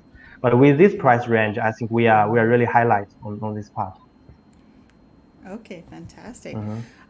So guys, let us know in the comments, what do you think about these AI cameras from A4X? So Mason, are there any other products that you would like to show us today?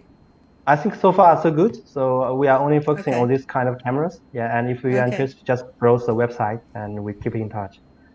Yeah, definitely. So guys, check out their website, globalsources.com/addx.co. They've got some really good products, very nice designs, very strong R&D and design capability. So definitely check those products out. And also very Amazonable. I think that's very important for this conference because a lot of our audiences are Amazon and e-commerce sellers. So we want to make sure that the products can be sold on Amazon too. All right, Mason, thank you so much for your time today. And it was really nice talking to you. You have a great night. Thank you very much. Thank you. Bye, Magna. Thank Bye you. for now. Bye. Bye. Okay, so with that, we come to the end of this session of Global Sources Virtual Summit, April 2021. But we will be back tomorrow at 8 a.m. Hong Kong time for the fifth and last session of the summit. If you're joining us from the US, then that's going to be 8 p.m. today. Okay, so I will see you tomorrow. Have a great day or evening wherever